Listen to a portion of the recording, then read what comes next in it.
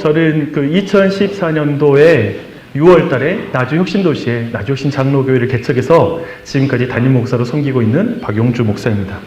2년 전에 제가 목회 합신 때 학교에 방문했었거든요. 그때 1학년들이 지금 3학년이 되셨죠. 그래서 구면이신 분들이 이 자리에 있습니다. 구면이신 분들 안녕. 그리고 또한 이 자리에는 저를 처음 보시는 1학년, 2학년 분도 계실 거예요. 안녕. 서로 인사 안녕. 우리 굉장히 좀 편하게 얘기해야 돼요. 우리 우선 되게 우리가 뭐 형식을 갖출 게 없어요. 안녕하면 같이 안녕으로 안녕.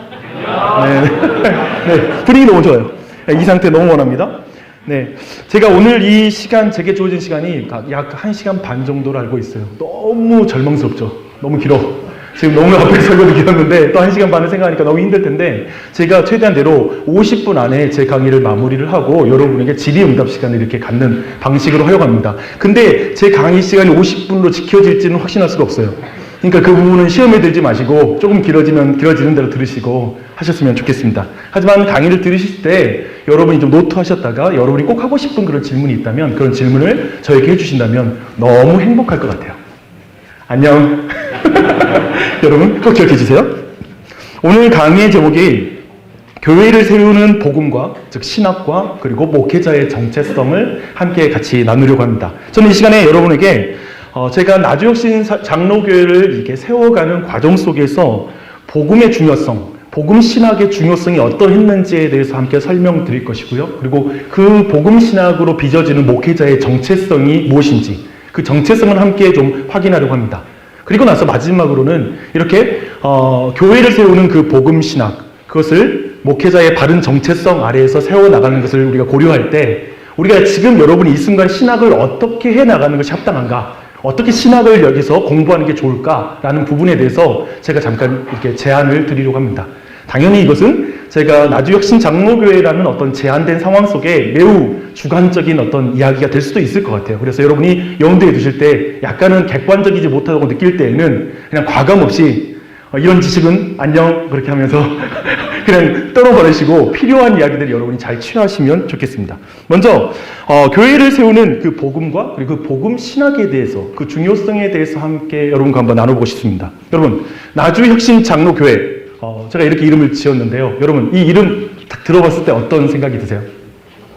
네, 말씀하지 않으셔도 돼요. 제가 그 여러분이 생각할 때 미리 생각해 왔어요. 혁신? 나주혁신? 혁신? 그것은 기업가들이 사용하는 용어 아닌가요? 도대체 얼마나 혁신적인 교회인지 좀 궁금하군요. 여러분 이런 생각하지 않았습니까? 네, 분위기가 굉장히 어두워. 우리가 기본적으로 어둡잖아. 혁신이 얼굴이 까맣고 약간 옷도 거의 채색이 없어요. 가운데 지금 노란색 입으신 분을 위해서 박수를 쳐드려야 돼요. 당신은 우리 교회, 우리 혁신의 희망이에요. 정말 색깔옷을 잃은 사람도 박수하는데 봐봐요. 색깔옷이 하나도 없어요. 여기 좀 전부 다 보세요. 이분 외에 거의 없어. 사실상. 여러분 우리 색깔 알겠죠? 우리 거의 이런 분위기예요. 그렇죠? 이런 분위기. 근데 사실 저희 교회, 나주혁신장로교회라는 이 이름 자체는 사실상 되게 단순했어요. 나주혁신도시에 세워진 장로교회. 제가 항상 지역에다가 그냥 장로교회를 붙이는 그 이름을 생각했거든요. 하지만 제가 영어로 우리 교회 이름을 지을 때는 제가 약간 고민했습니다. 그래서 제가 어떻게 했냐면 나주, 전라도식으로 영어를 발음하면 나주 리폼드 프레스비테리언 처치 뭐 이렇게. 내가 여기서 발음 진짜 잘할 수 있거든요. 근데 제가 굉장히 전라도스럽게 발음을 해봤는데 그래서 나주 리폼드, 혁신을 리폼드라는 그런 이름을 붙여서 그래도 나름대로 그 의미를 좀 부여해서 시작했습니다. 저는 개혁신앙의 전통에 대해서 그것이 성경에 충실하다는 것에 대한 굉장한 확신을 가지고 있습니다. 그리고 그것에 대한 굉장한 긍지를 가지고 있었습니다. 그게 전에 개척을 할 때 굉장히 중요한 마음이었어요. 다만 제가 20대에 선교지 경험을 가진 저로서 교회를 이제 시작할 때 선교적인 개혁교회는 어떻게 돼야 될까라는 고민을 했습니다. 또 그런 교회를 세우고 싶은 마음이 있었습니다. 왜냐하면 제가 그때 당시에 제 부족한 식견에 그 당시에 그 개혁교회, 우리 국내에 있는 개혁교회를 볼 때 다분히 어쩌면 밭에 나가서 씨앗을 뿌리고 처음부터 이제 복음을 전해 듣고 온 사람들을 차분히 개혁교회로서 일어나가는 그런 교회의 모습보다 또 어떤 측면에서는 곳간에서 곳간으로 옮기는 그러한 교회들은 굉장히 많은 것 같아요. 그래서 어떤 의미에서 우리가 볼 수 있는 모델, 저로서 개척교회를 시작하는 사람으로서 개혁교회의 모델을 찾아야 되는데 선교적인 개혁교회의 모델을 찾는 것은 쉽지 않았습니다. 도리어 약간은 개혁교회의 모습이 약간은 매니아적인 그런 교회의 모습, 약간 그런 사람들만 특별히 모여서 드리는 어떤 폐쇄적이거나 매우 제한적인 그런 모습이 있어서 저는 그 선교적인 개혁교회가 뭔가라는 그 고민 가운데 교회를 개척을 했어요. 선교적 교회 개척, 선교적 교회를 꿈꾸는 거, 이렇게 생각을 하니까 정말 생각할 게 많았습니다. 왜냐하면 이런 목표를 가질 때 굉장히 많은 게 바뀌어야 되더라고요. 우선 내 자신이 바뀌어야 된다라는 그런 생각이 많이 들었어요. 그래서 제 자신이 설교에서부터 우선 큰 변화가 일어나야 된다고 생각했는데요. 저는 굉장히 다양한 회중을 우선 생각했습니다. 만약에 내가 전도를 한다면 처음 온 사람은 구도자일 거야. 그렇다면 구도자들이 들을 수 있는 설교, 동시에 영적으로 침체된 사람이 우리 교회에 올 거야. 그리고 어쩌면 명목상에 아니면 비교인이라고 불리는 가나안 성도라고 불리는 비교인의 형태를 가진 사람이 교회에 올 수 있을 것이고, 또 어떤 측면에서는 또 약간의 침체된 사람부터 해서 헌신된 사람이 함께 앉아 있을 텐데, 그들이 모두가 이렇게 그가 들을 수 있는 하나님의 말씀, 그리고 성경에 충실한 그 복음을 어떻게 제시할 수 있을까라는 이 고민을 설교 안에서도 그런 고민을 하니까 복잡해지는 것이죠. 그런 의미에서 우선 내 안에 그들이 들을 수 있는 용어로 내 자신의 많은 용어들을 번역해야 된다라는 거, 이 작업이 내게 필요했는데, 사실 인간에게 자기에게 익숙한 언어를 고친다는 건 굉장히 어렵죠. 그리고 내가 뭐 어쩌면 신학책에서 내가 사랑하고 너무나 그냥 한마디로 다 설명할 수 있는데 그것을 다른 방식으로 설명해내야 된다는 고민을 하는 것은 목회자에게 더 많은 고민들을 가져오게 하는 것이죠. 왜냐하면 회중이 어떻게 생각할 것인가를 생각하고 감안하여서 번역해야 되니까요. 가능한 것도 틀리지 않고 정확하게 번역해야 되기 때문에 그런 고민을 많이 해야 됐습니다. 그래서 예를 들어 제가 개척을 시작할 때부터 지금까지 저는 사실 개혁주의라는 이런 표현을 거의 사용하지 않습니다. 꼭 필요할 때만 사용하고 있습니다. 대신 이렇게 말합니다. 우리 교회는 성경에 충실한 복음 중심적 교회이다 라는 이런 표현으로 말하죠. 왜냐하면 우선 제가 확신하는 거 뭐냐면 개혁주의란 성경에 충실한 복음입니다. 저는 그렇게 확신하고 있고, 그런 측면에서 또한 우리의 회중들 또한 교회 오는 사람들도 뭐 개혁주의 뭐 어떤 내용들을 그들이 그 소리를 들었을 때 너무 은혜로워 개혁주의 이 자체가 그렇지는 않잖아요. 그걸 은혜 받는 게 아니라 성경에 충실한 복음의 이야기로 말미암아 그들이 은혜를 받는 것이죠. 그들에게 실질적으로 그게 필요한 것이지 내가 뭐 개혁주의의 어떤 누구를 말하고 설명하는 것 자체에 의미는 별로 없으니까요. 그런 생각 가운데 그 자체도 바뀌어야 했다고 생각했습니다. 또한 저는 근데 여기서 좀 여러분에게 좀 나누고 싶은 한 가지는 뭐냐면, 저는 내용만 중요하고 그릇은 중요하지 않아. 어쩌면 개혁교회가 오랫동안 우리가 가져왔던 교회에 있는 특별한 그 언어들이 중요하지 않다라는 그런 의미는 아닙니다. 우리가 믿는 바 성경이 충실한 복음이 대상에게 들리게 하기 위해 지나친 상황화를 경계했습니다. 그것도 주의해야 된다고 생각했고요. 또한 그 본질을 번역하는 차원에서 적절한 상황화도 필요하다라고 생각했습니다. 그러면서 그런 고민들을 많이 했던 것이죠. 또 그것이 잘 드러나는 게 아마도 교회에서 이런 내용들, 이런 고민이 가장 잘 드러나는 것은 예배인 것 같아요. 우선 이제 교회를 개척하는 차원에서 제일 먼저 예배를 어떻게 드릴까? 그 형식과 그런 여러 가지 언어에 대해서 고민을 한 것이죠. 근데 예배의 형식에 있어서 저는 개인적으로 굉장히 개혁주의 전통의 애전적인 부분을 중요하게 생각했는데, 저는 그 핵심이 하나님과 인간의 대화다라는 걸 봤습니다. 즉 철저히 예배가 예전이란 건 하나님이 말씀하시고 우리가 듣고 우리가 거기서 반응하여 찬양을 드리고 하나님 우리에게 복을 내리시고, 이런 모든 예전적인 내용들을 어떻게 하면 우리 교회가 위치한 도시는 전국에서 가장 젊은 구성을 가진 그런 도시인데요. 그런 도시에 그 젊은이들에게 어떻게 예전적 의미를 깊이 생각하고 그냥 그것을 누리는 그런 예배가 될 것인가 하는데, 그렇게 예배를 드렸을 때 다들 우리 교회가 뭐 거의 이단인 줄 알더라고요.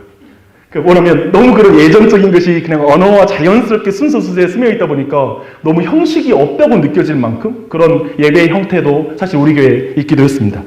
그런 고민을 많이 했어요. 또한 교육과 그리고 교회의 문화에 대해서도 고민을 많이 했습니다. 목회자들이 일방적으로 이렇게 일대다로 여러분과 함께 지금 이렇게 세미나 방식으로 전달되는 교육들은 저는 주일 예배면 충분하다는 생각이 들었습니다. 그 대신 모든 교육들은 세미나, 소그룹 형태로 서로 철저히 인격적인 방식으로 좋은 텍스트를 중심으로 서로 질의응답하는 방식으로 전체 교육이 진행되는 거. 목회자의 중요한 역할은 좋은 질문을 던져주고 생각하게 하는 거.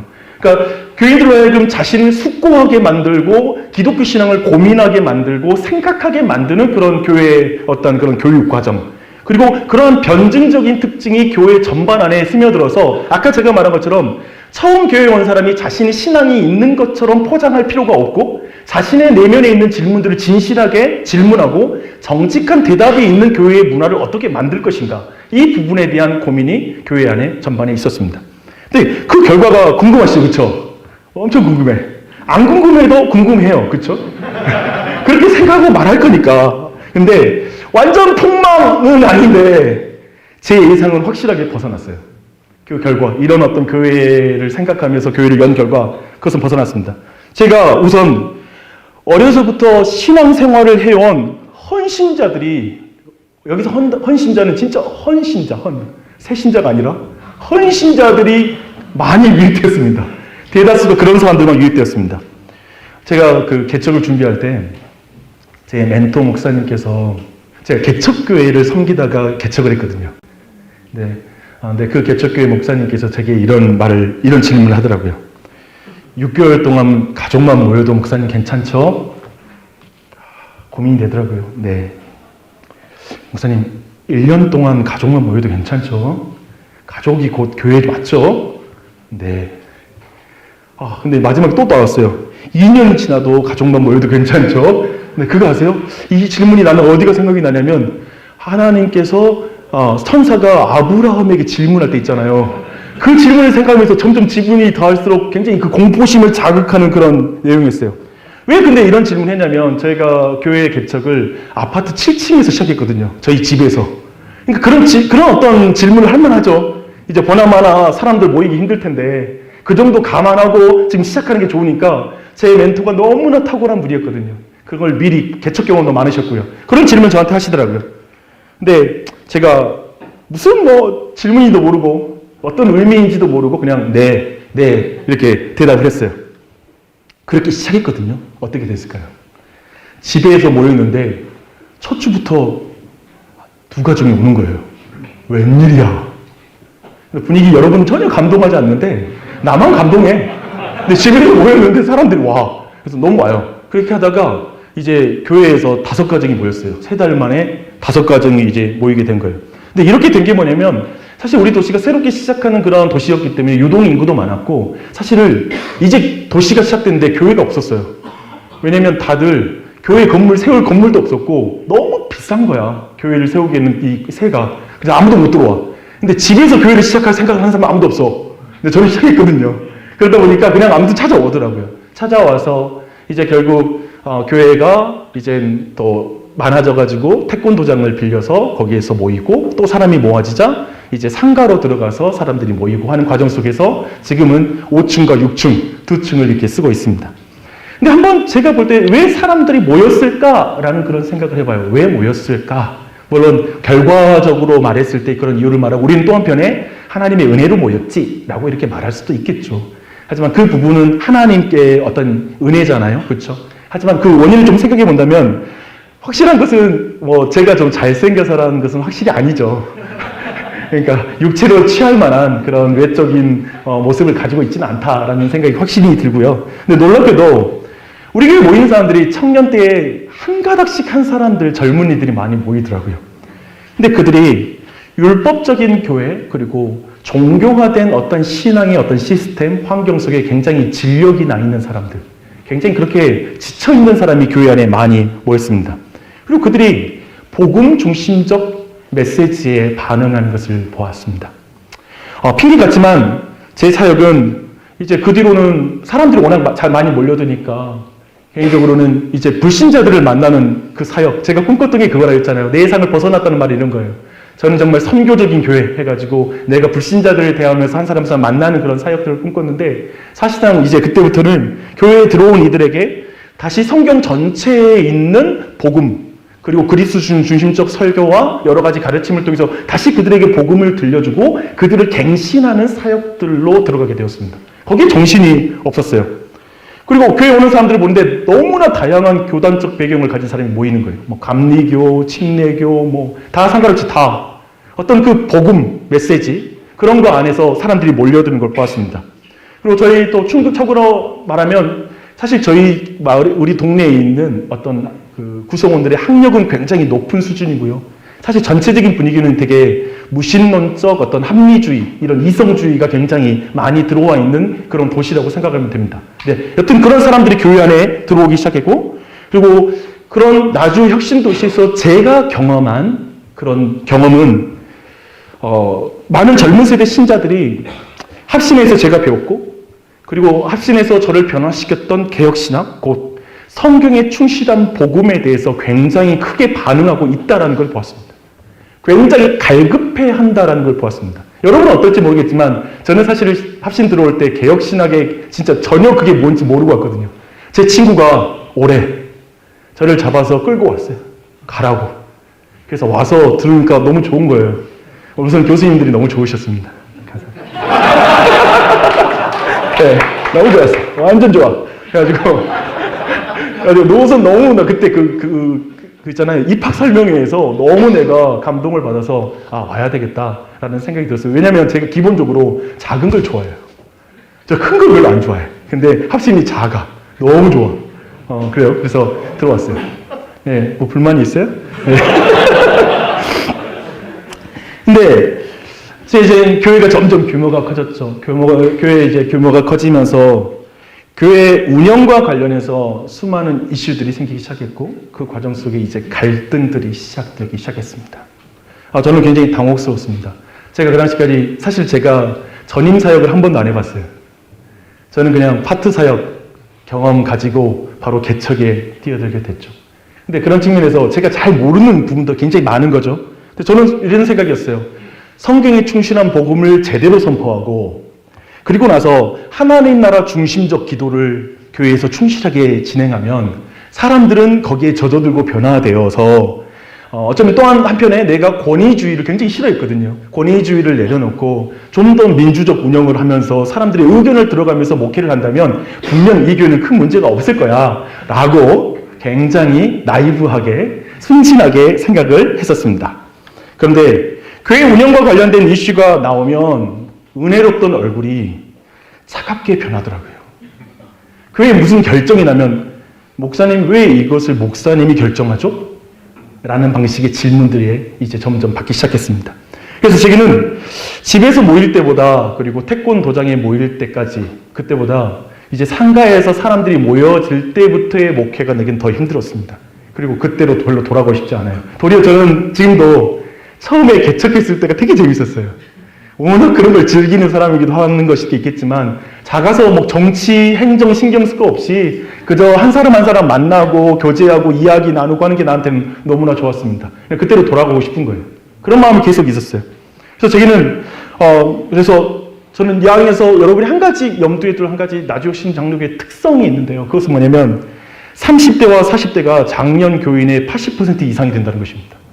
굉장히 젊죠. 그래서 그들이 교회 운영의 중심인 거예요.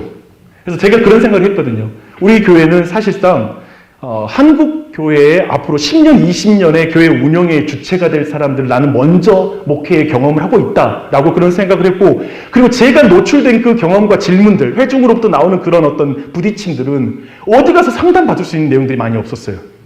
왜냐하면 너무 독특한, 우리가 오늘날 말하는 MZ세대의 그 독특함이 직장에서도 모든 직장 상사와 관계들한테 영향을 끼치고 있고 업무에 영향을 끼치면서 그 세대를 막 연구하고 어떻게 고민하는 것처럼 제 자신이 그냥 MZ세대를 연구해야지 교회에 여러 가지 운영을 해나갈 수 있는 그런 상황에 처했던 것이죠.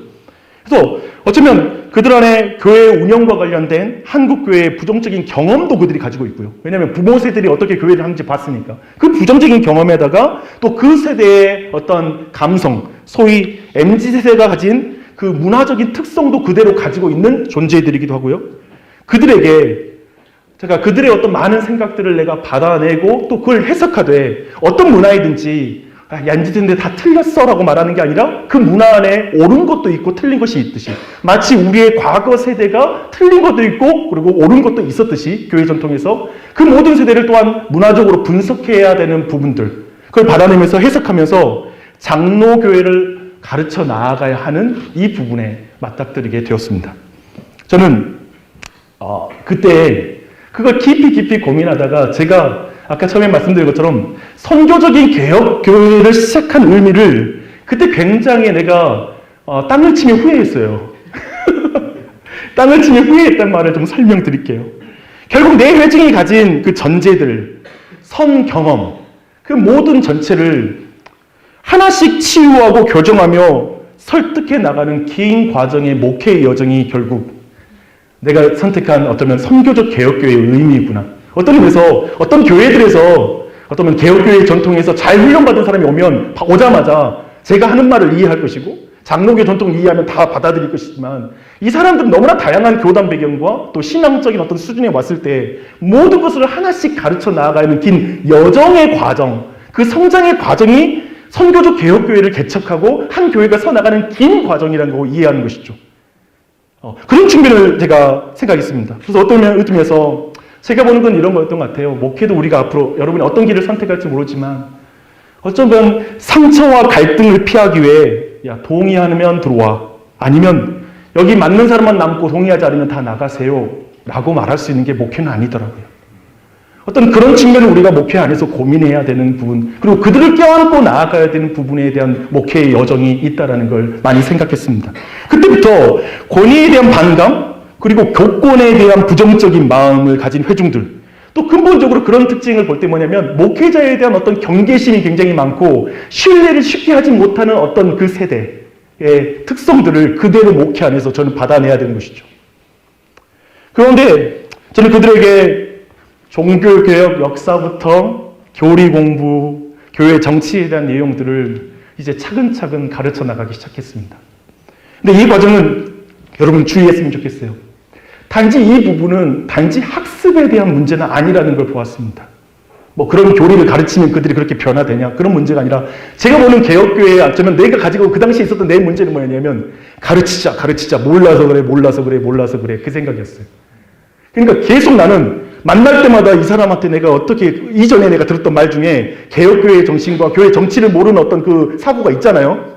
중직자들 아니면 그 사람들 안에 만나기만 하면 언제 그걸 가르치지 한번 걸려봐라. 그런 식으로 대화를 하는 것이죠. 그게 그런 의미에서 그 사람이 마음을 열겠어요.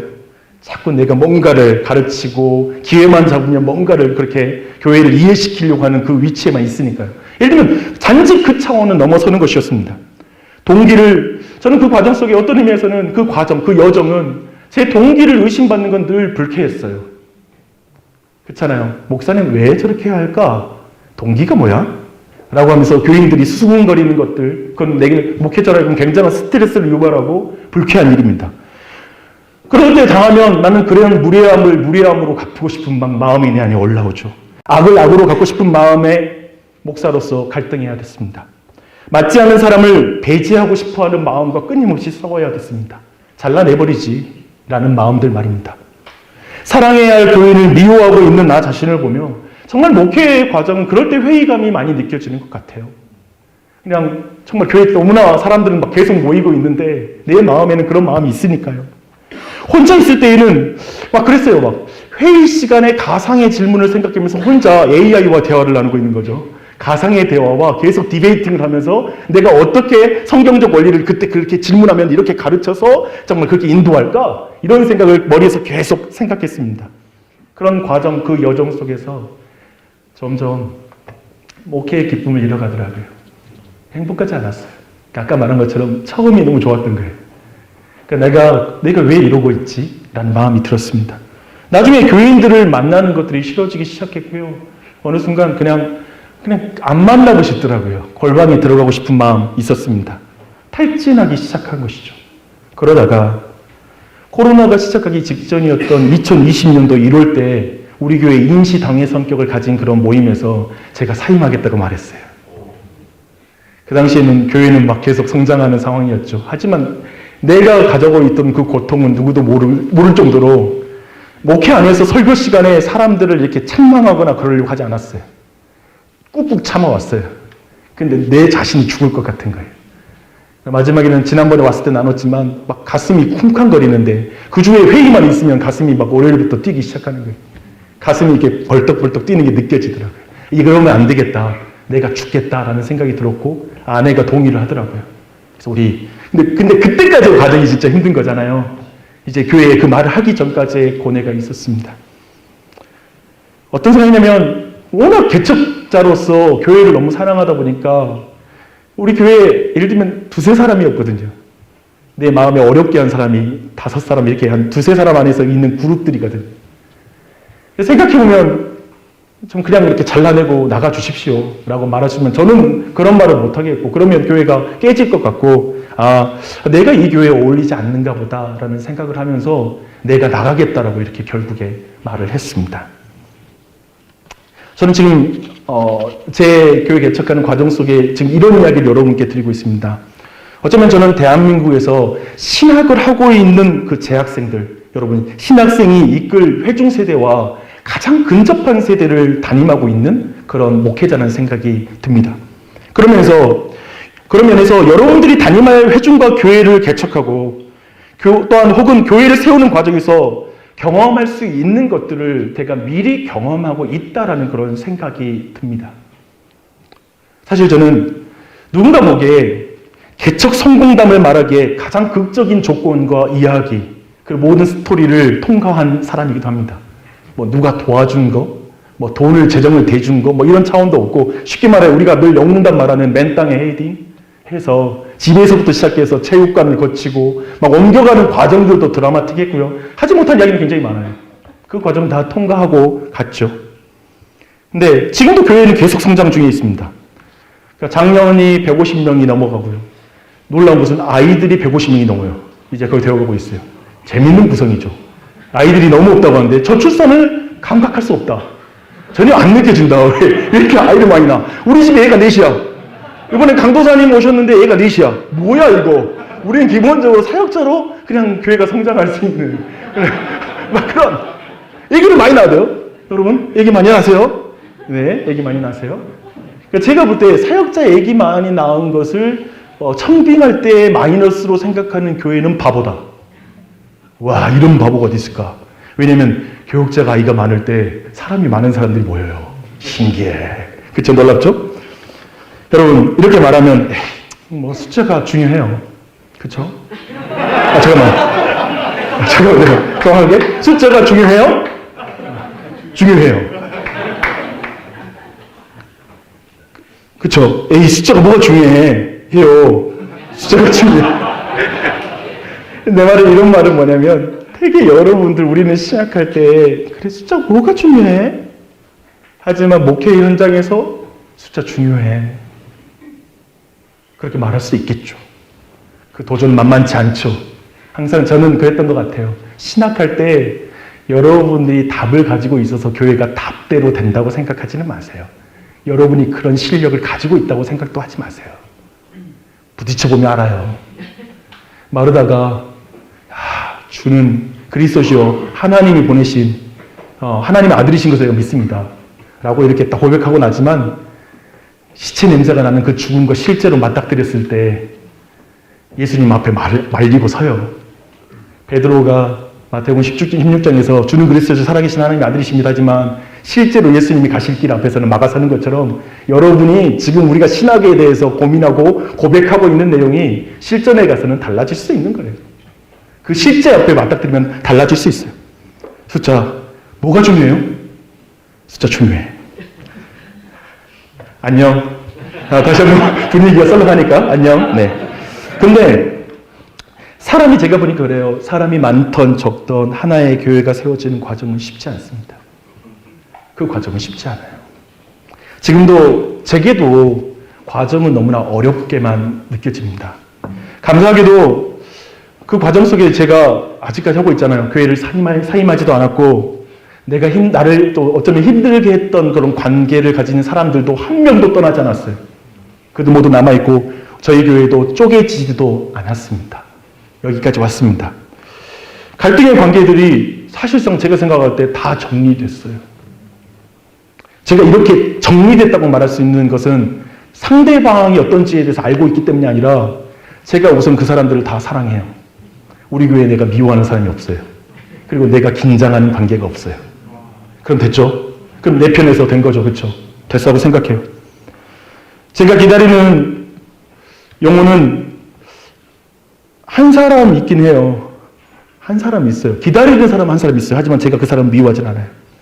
근데 생각해보면 이렇게 우리 교회가 왔을 때 제가 잘났기 때문에 제가 잘 대응했기 때문에 그렇게 되었다라는 것을 말하고 싶지 않습니다. 제가 갈등을 치달을 때 갈등의 어떤 마지막 정점을 찍고 크게 변화됐던 경험이 있는데요. 그 절정에 한 중직자가 제게 이런 말을 했어요. 목사님은 교인들을 사랑하는 것이 아니라 목사님이 꿈꾸는 교회를 사랑하는 것 같아요. 목사님은 교인을 세우고 싶은 것이 아니라 목사님 교회를 어떤 건강한 모델로 사람들 앞에 보여주고 싶은 것 같아요. 이 말을 저에게 지적하더라고요. 와, 너무 아픈 말이에요. 근데 그 말로 한동안 제가 끙끙 앓았어요. 왜냐하면 틀린 말이 아니라서. 내가 그 말에 동감하니까 그랬습니다. 교인들이 이런 제가 이 표현 쓰는 걸 되게 웃기게 생각하는데 교회에서 귀신같이 알아요. 귀신같이 목사 마음을 알아. 무슨 동기로 뭐 그런 것들 너무 잘 봐요. 목사를 참 잘 알아요. 제가 이 과정을 거치면서 어떤 의미에서 목사로서 결정적인 실수를 하지 않아서 이런 과정을 넘어갈 수 있었다는 걸 말하고 싶은 것도 아니고 제가 지금 어떤 목회자로서 좀 탁월함을 가지고 있다는 것을 여러분에게 말하고 싶은 마음이 전혀 없습니다. 전혀 그렇지 않기 때문에 지금 돌아보면 제가 미리 알았으면 하는 것이 한두 가지가 아니에요. 아까 말했죠. 저는 전임 사역을 하면서 전임을 했더라면 내가 알았고 불필요하게 내가 시간 쓰지 않았던 것들을 너무 많이 나는 경험했다 해서 교인들에게 미안한 마음이 되게 커요. 그런 것도 굉장히 많아요. 저는 지난 9년 동안 제 자신이 얼마나 죄인인지 그리고 얼마나 오염 가운데 있는 존재인지에 대해서 정말 많이 느낍니다. 제게 교리는 실제가 되더라고요. 단지 책에 있는 내용이 아니라 내가 어떤 존재인지를 알게 되는 것이죠. 그리고 그런 상황에서 정말 자유로울 수 있는 사람이 아니라는 걸 보게 됩니다. 제 자신이 그러나 잘못되었다라고 생각하는 그 순간, 어쩌면 실수했다라고 하는 그 순간에 저를 바로잡아주고 회복시켜줬던 것은 오직 복음이었습니다. 그러니까 계속해서 주님의 복음이 내게 들리는 것, 그 복음 앞에 내가 서게 되는 과정이 교회를 세우기 전에 먼저 내 자신을 세우는 것이죠. 그게 얼마나 중요한지를 보는 거예요. 여러분, 우리는 실수하지 않는 목회를 꿈꾸는 게 아니라 어쩌면 실수했을 때 회개하는 그런 목회를 꿈꾸는 것이죠. 돌이키는 그 과정이 바로 우리에게 주어진 길이라는 생각이 듭니다. 제가 참 많이 깎였습니다. 최근에 박영성 목사님의 한 영상 클립을 봤는데 이런 말씀하시더라고요. 겸손은 아무리 노력해도 생기지 않습니다. 겸손은 떨 수는 있지만 겸손해지지는 않습니다. 겸손이 언제 생기냐면은 자기가 사람들 중에 제일 못났다는 치명적인 실수를 골백 번 해야 생깁니다. 이 세상에서 미워하거나 경멸할 사람이 없다는 것을 알게 되면 겸손해집니다. 몇 년이 걸릴까요? 라는 말씀하시더라고요. 어때요? 저는 그래서 목회에서 경험하는 거 뭐냐면 오직 복음만이 목사를 세우고 교회를 세운다라고 믿습니다. 저는 복음이 없었다면, 복음으로 하나님이 나를 교정해주고 바로잡아주지 않았다면 사실은 저는 지금 덤으로 목회하고 있다는 생각뿐입니다. 진작에 나 이 교회에 사임했는데 놀라운 것은 두 가지가 역사했어요. 바로 코로나가 터져가지고 사람들 볼 필요가 없게 된 것과 그리고 그 여정 속에서 복음을 내가 깊이 만난 거. 기가 막히죠, 하나님이. 그러니까 제가 본 건 하나님 중심적인 사람들 있잖아요. 그리고 은혜 안에 있는 사람의 특징이 뭔지 아세요? 지극히 자기 중심적으로 해석해요. 오늘 말씀 나를 위한 말씀이야. 뭐 이런 말씀?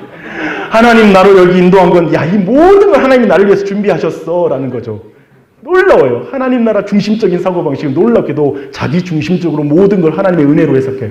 그것을 제 자신도 그 여정을 경험하게 되었습니다. 그렇게 복음을 깊이 만나게 되었습니다. 그래서 저는 이런 생각이 들어요. 사실 지난 9년의 시간은 사실 하나님의 복음으로 내 자신이 세워지는, 목회라는 건 그냥 목사가 세워지는 과정이다라는 그 믿음이 있습니다. 그런 고백을 여러분 앞에 드릴 수 있다고 생각합니다. 그냥 목회는 우리가 대단히 누군가를 세우는 과정이 아니라 나 한 사람 제대로 세워지는 과정이다 라는 것이죠. 그래서 이제 약간 그런 거 있잖아요. 이제 제가 지금 약간 새로운 마음을 가지고 지금 올해 시작했는데 목회를 다시 시작하는 것 같아요. 다시 개척을 시작한 것 같은 마음이 들 정도로 제 마음에 새로운 마음을 갖고 있습니다. 이제 첫 번째 주제를 함께 나눴는데요. 이제 두 번째로 나눌 차례예요. 최근에 드디어 제가 조금씩 이해하는 이런 영적 경험을 통해서 복음의 중요성을 깨달아가면서 목회자의 정체성에 대한 부분을 요즘 내가 배워가는 그 정체성에 대해서 두 번째로 한번 나눠보도록 하겠습니다. 그건 뭐냐면 이 말 하니까 벌써부터 분위기가 이제까지 두 번째요? 세 번째까지 50분 안에 끝낸다고 했는데 벌써 지금 약간 시간 재면서 지금 정죄감이 드는 분도 계실 텐데 걱정하지 마세요. 그렇죠? 첫 번째 교회가 세워지는 과정을 너무 길게 들었기 때문에 지금도까지 내용들은 사실 짧게 설명해도 여러분이 이해할 수 있는 그런 내용으로서 준비했습니다. 자상해. 근데 이 약속을 지킬지는 모르겠어. 나는 몰라. 약속을 지킬지는 모르겠어요. 제게 지난 9년의 과정을 거치면서 최근에 와서 제 안에 정말 뼈를 때리게 그리고 내 마음의 세포에 약간 각인되는 것처럼 중요하게 생각되어지는 목회자의 정체성은 고린도전서 4장 15절에 나오는 정체성입니다. 이런 말씀입니다. 그리스도 안에서 1만 스승이 있으되 아버지는 많지 아니하니 그러므로 예수 안에서 내가 복음으로써 너희를 낳았습니다. 라는 이 말씀입니다. 그것은 아버지라는 정체성입니다. 저는 이 아버지라는 정체성을 이제 9년차 담임 목사로서 이제 내 안에 좀 느껴지는 것 같습니다. 최근에 제가 인천노회 교사 부흥회에 가서 이렇게 말씀을 전할 기회가 있었습니다. 그때 첫날 시작하면서 제가 이런 말을 했어요. 오직 부모를 통해서만 복음 전수가 일어납니다. 교사가 아닙니다. 라고 말해버렸죠. 분위기가 전혀 약간 여러분도 눈도 크게 뜨는데 약간 여러분 재연해 주셔야 돼요. 약간 눈을 크게 뜨면서 저를 보시더라고요. 야, 강사가 지금 교사 부흥회 와가지고 지금 무슨 소리 하는 거야? 라고 이렇게 보는 것 같은 느낌이었어요. 저는 오늘 여러분에게도 말씀드리고 싶습니다. 오직 복음을 통해서, 오직 부모를 통해서만 복음이 전수됩니다. 왜 그런가요? 사도가 말하는 것처럼 목회는 오직 복음으로서 거듭남, 곧 출생과 관련된 사역이기 때문에 그렇습니다. 이건 아이를 출생하는 과정이 목표인 사역을 우리가 하고 있기 때문에 그렇습니다. 우리는 누군가의 삶에 좋은 조언을 해주거나 그의 삶이 좀 더 나아지게 하는 그 진화론적 발전을 우리 안에 기대하면서 사람들에게 조언하는 그런 위치가 아니라는 것이죠. 질적인 변화를 말하는 거죠. 거듭남에 대해서 우리는 말하는 게 우리고 그 일은 말씀처럼 복음으로만 그 거듭남의 역사가 나타나는 것이죠. 그것은 그런 의미에서 스승이 아니라 부모라는 정체성을 가진 자만이 할 수 있는 사역입니다. 왜냐하면 해산의 수고를 동반하기 때문에 그렇습니다. 오늘날 아무리 우리가 목회에 대한 낭만적인 아니면 목회를 좀 가볍게 부담 없이 만들려고 하는 철학들이 유행하고 있는 목회관이 유행하고 있는 시대이지만 우리 안에 극복할 수 없고 지울 수 없는 사실은 뭐냐면 우리의 목회는 해산의 수고를 해야 되는 일이라는 것입니다. 이것은 바뀌지 않습니다. 이건 사실입니다. 사도는 그래서 갈라디아 교회를 향해서도 이렇게 말하더라고요. 나의 자녀들아 너희 속에 그리스도의 형상을 이루기까지 다시 너희를 위하여 해산하는 수고를 하노니 라고 말합니다. 성화의 과정 또한도 해산의 수고를 동반하는 과정이다. 그 시간과 그 여정과 인내와 고통이 필요한 과정이다. 동반하는 과정이라고 명백하게 말하고 있습니다. 이 부분이 걸리면 빨리 나가야 되겠죠. 우리가 그것이 걸린다면 우리는 사실은 더 이상 이 신학을 계속할 수 있는 그것은 어려울 것입니다. 그래서 저는 교회의 과정은 선생이 아니라 부모라는 정체성을 가진 자만이 감당할 수 있다라고 믿습니다. 확신합니다. 제 자신에게 그런 여정이었거든요. 지난 1월에 있었던 일입니다. 제가 저희 교회를 개척했을 때 집에 있을 때 저희 교회를 찾아온 한 형제 가족이 있었어요. 근데 그 형제는 정말 굉장히 은사를 많이 가진 친구이고 똑똑하기도 하고 또 박사학위를 가진 그런 형제이기도 합니다. 우리 교회 박사들이 꽤 많은데 유학파들도 꽤 많고 잘난 사람들 참 많은데 제가 공고 나왔거든요. 공고 나온 목사하고 근데 전혀 상관없어. 다 무시하니까 우리는 필요 없어. 그냥 막 문개 그냥. 그런데 여튼 그 형제 왔는데 초기부터 참 은사가 많기 때문에 교회에서 이제 찬양 인도를 이렇게 먼저 부탁했어요. 이제 처음 시작하니까 사람 세우니까. 근데 그 일을 꾸준하게 감당했고 한데 그 형제를 볼 때면 내 마음에 걸리는 게 한 가지 있었습니다. 뭐냐면 교육의 교육 과정에는 참여하지 않는 거예요. 그리고 또 내 목양 안에 들어와 있다는 그 확신이 안 드는 관계인 거예요. 근데 그 사람이 계속 교회의 어떤 위치에 서 있는 거, 이제 나중에 시간이 갈수록 교회가 커갈수록 그게 너무나 어려웠고 또 그 관계들, 젊은 세대들 안에 하나의 그룹이 만들어지는 것들을 보는 게 되게 어려운데 거기서 내 개인적으로는 목회를 탁탁 쳐내는 그런 걸 못해요, 제가. 되게 마음이 막 그래서 하여튼 품고 가고 막 하다가 정말 저도 이제 그 가운데 많은 갈등과 어려움이 있었던 것이죠. 근데 최근에 그 형제가 작년 연말에 사실 자매가 너무나 영적으로 탈진되어서 광주에서 저희 도시로 오가는 그런 친구 가정이었는데 교회를 옮길까 이런 고민까지 하고 있다라고 말하는 거예요. 그래서 그때 제가 그 자매를 생각하면서 그럼 형제 모든 사역 내려놔라. 막 이런 말 하다가 이제 전체적으로 사역을 조정해 주겠다고 하면서 내가 조정을 해줬는데 사실 형제는 내려놓고 싶지 않았던 한 가지를 내가 내려놓게 만들었어요. 그래서 그 사역을 딱 내려놓게 하고 이제 문자를 보내서 이제 알리고 딱 정리를 하니까 갑자기 저한테 전화가 왔어요. 흥분된 말로 저한테 이렇게 말하는 거예요. 목사님 어떻게 저를 이제 이렇게 밀어냅니까? 어떻게 교회가 사람을 잘라내요? 교회가 목사님 교회입니까? 목사님 마음대로 하게? 목사님 그런 분이십니까? 왜 무슨 판단으로 교회 봉사자들을 세우고 내립니까? 이 말을 하더라고요. 정말 거친 말을 저게 쏟아냈죠. 저는 어떻게 해야 될지 모르겠는 거예요. 저도 한바탕, 저도 전화기 놓고 소리를 질렀어요. 지르고 나서 그러네 마음 빨리 가라앉히고 빨리 교회로 오라고. 지금 교회로 와주라고 오늘 오후에. 그래서 교회에 형제가 왔어요. 그냥 그런 것 같아요. 교인들 볼 때는 항상 목사는 힘이 있어요. 그냥 그게 늘 그냥 두려운 게 목사의 위치예요. 더 오라고 하고 최대한 차분하게 형제 이야기를 좀 다 들었어요. 그래서 당일에 만나서 내가 자매의 영적 상황, 교회를 옮겨가는 것까지 고민하는 상황에서 형제가 교회 사역을 유지하는 것은 나는 내 판단은 옳지 않다. 자매를 위해서라도 지금은 주일날 함께 해주고 예배드리는 게 더 중요하다. 이런 것들을 내가 이야기를 다시 설명해 주었습니다. 형제가 그렇게 이해하고 아무튼 갔어요. 그리고 그 전에 제가 제 마음에 담아뒀던 말 한마디를 했죠. 형제님, 제가 형제님 가정을 목사로서 따뜻하게 그렇게 돌보지 못한 것 때문에 섭섭해 한다는 것도 알고 있어요. 이해해요.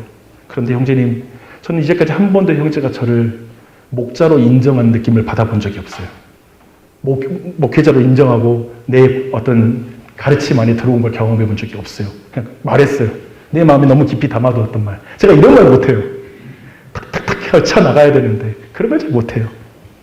근데 그 형제가 한 주 뒤에 저를 찾아와서 용서를 구하더라고요. 하나님이 그런 마음을 주신다고. 목사님 죄송하다라는 용서를 구하고 하더라고요. 근데 사실은 그 용서를, 사실은 그 너무나 다 하지 못한 과격한 말을 너무 많이 들었기 때문에 말 한마디 한마디를 내가 고집으면서 내가 그걸 되게 잘하거든요. 혼자 앉아가지고 엄청 묵상을 많이 하면서 그 말에 왜 그 말을 막 곱씹는데 근데 이상하게 그때 참 내가 은혜 가운데 있는 상황이었어요. 근데 그런 생각이 아예 안 드는 거예요. 그때 뭔 말을 들었는지가 기억이 잘 안 날 정도로 상태가 되는 거예요. 사실상 제 마음에 이런 마음이 있어요. 이 형제가 잘 됐으면 좋겠다. 이 가정이 잘 됐으면 좋겠다. 목회를 해보니 그래요. 교회라는 것이 그렇더라고요. 마지막에 나쁘면 과거가 다 나빠져요. 근데 제가 본 거 뭐냐면 그게 아니더라고요. 마지막에 나빠도 그 과거의 그로 인한 많은 유익과에 대해서 감사를 표현할 줄 아는 것이 목회다라는 걸 배워요. 제 안에 그런 마음이 있었어요. 그래도 이 형제가 처음부터 함께 해줬지. 고맙지. 그런 마음이 내 안에 있었고 잘 됐으면 좋겠다라는 그런 마음을 가졌습니다. 여전히 그 가정 내 안에 사랑하는 마음이 있더라고요. 요즘 배우는 거예요. 아버지의 마음. 아버지의 마음. 지난 화요일에 그 형제 가정, 엊그제죠? 화요일에 그 가정 가서 신방했어요. 신방에서 그때 지난 1월 상황 다시 한번 이야기하면서 서로 나눴어요. 근데 얼마나 은혜로웠는지 몰라요. 그대로 형제의 많은 태도들이 바뀌더라고요. 제가 이렇게 이야기하는 것은 제가 이런 그 상황 속에 어쩌면 내가 그렇게 악을 악으로 아니면 부딪히는 것으로 반응하지 않았던 것은 나눈 것처럼 제가 은혜를 받은 죄인이기 때문에 그렇습니다. 복음 때문에 그렇습니다. 제가 믿는 복음은 제 목회에 이런 영향을 끼치고 있다는 걸 간증하고 싶습니다. 복음은 교인을 대하는 모든 방식과 나에게 어쩌면 악으로 대하는 사람, 계속 나를 오해하는 사람에 대한 나의 태도를 바꾸어 놓습니다. 제가 경험한 복음이죠.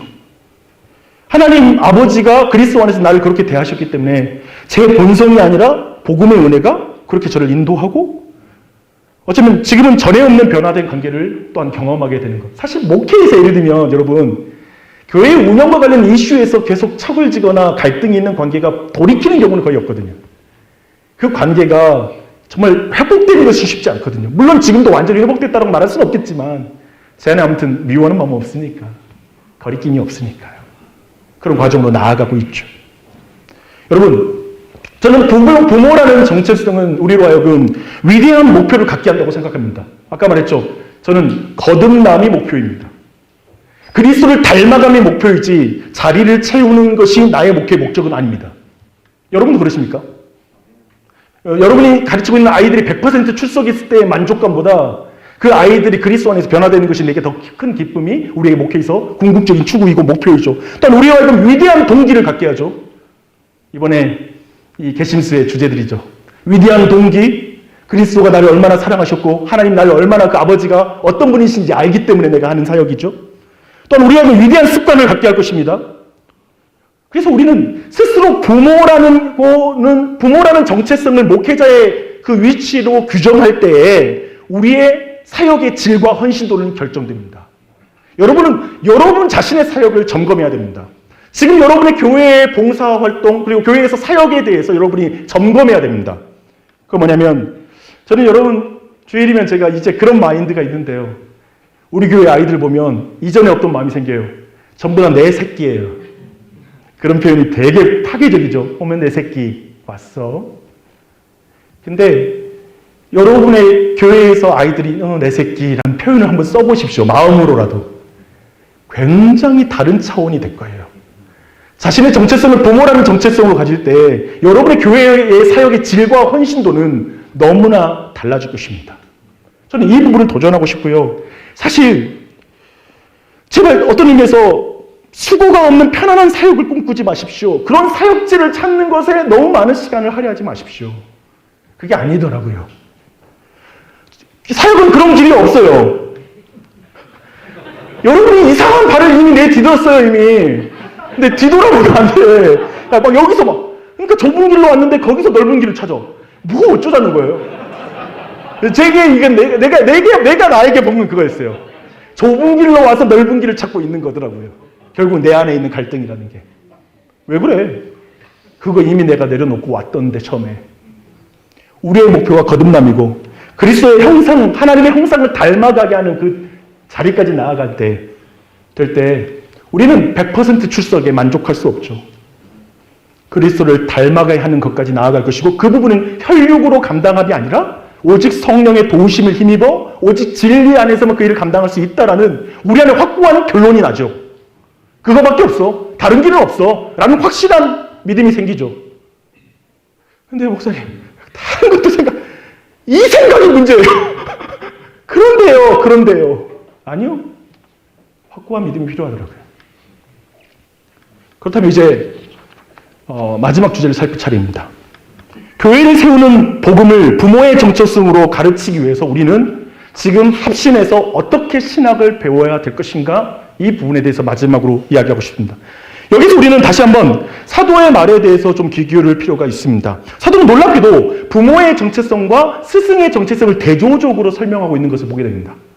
그래서 사실 지금 고린도 교회는 스승이라는 정체성을 가지고 활약하는 많은 거짓 교사들에 의해서 지금 교회 안에 분파의 문제를 가지고 있었던 교회입니다. 그래서 1장에 보면 고린도 교회는 크게 4가지의 분파가 되어 있죠. 그래서 나는 바울에게, 나는 아볼로에게, 나는 또한 게바에게, 나는 그리스도에게 속해 있다라고 이렇게 말한 것이죠. 되게 과격한 표현이에요.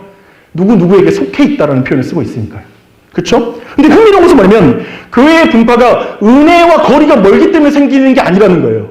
여러분 주의하세요. 교회의 분파는 은혜로부터 거리가 멀기 때문이 아니라 자신이 은혜를 받은 방법과 통로가 된 사람을 고집하는 경향 때문에 생겨요. 그것을 우리는 보게 되죠. 매우 은혜에 근접하고 있죠. 그래서 은혜를 받는 방법과 통로가 된 사람을 고집함으로 교회는 분열하고 있습니다. 그 부분을 보게 돼요. 근데 이것이 굉장히 분별하기 어려워요. 왜냐하면 너무 거룩하게 포장되어 있기 때문에. 그래서 사도가 심지어는 그리스도파를 지금 여기서 지금 비난하고 있는 것, 이거에 대해서 지금 잘못됐다라고 말하는 거에 대해서 어떻게 생각하세요? 그리스도파야. 쉽게 말하면 이렇게 말하는 거야. 야, 교회가 사람들을 위한 것이야? 야, 너희들이 사람들에게 속해 있다고? 야, 오직 교회는 하나님 보고 다니는 곳이야. 우리가 그리스도에게 속한 거 아니야? 어디 유치하게 사람에게 속했다고 교회에서 그런 말을 해? 라고 말하는 사람. 뭐가 틀렸어요? 하나도 안 틀렸죠. 그렇죠? 하나도 안 틀렸어. 근데 그리스도를 따름으로 말미암아 또 다른 분파를 만들어서 교회 안에 누군가를 소외시키는 것이 잘못됐죠. 그렇죠? 이 지점까지 포괄한다면, 교회 안에 교인들 나눔 뻔하고 우리도 그렇죠.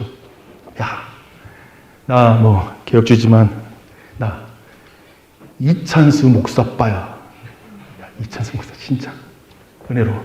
야, 나 유기성 목사빠야. 야, 그래도 그냥 은혜로워. 좋아. 가슴 따뜻해. 야, 합심해가지고 무슨 소리야. 나 박영선빠야. 박영선빠.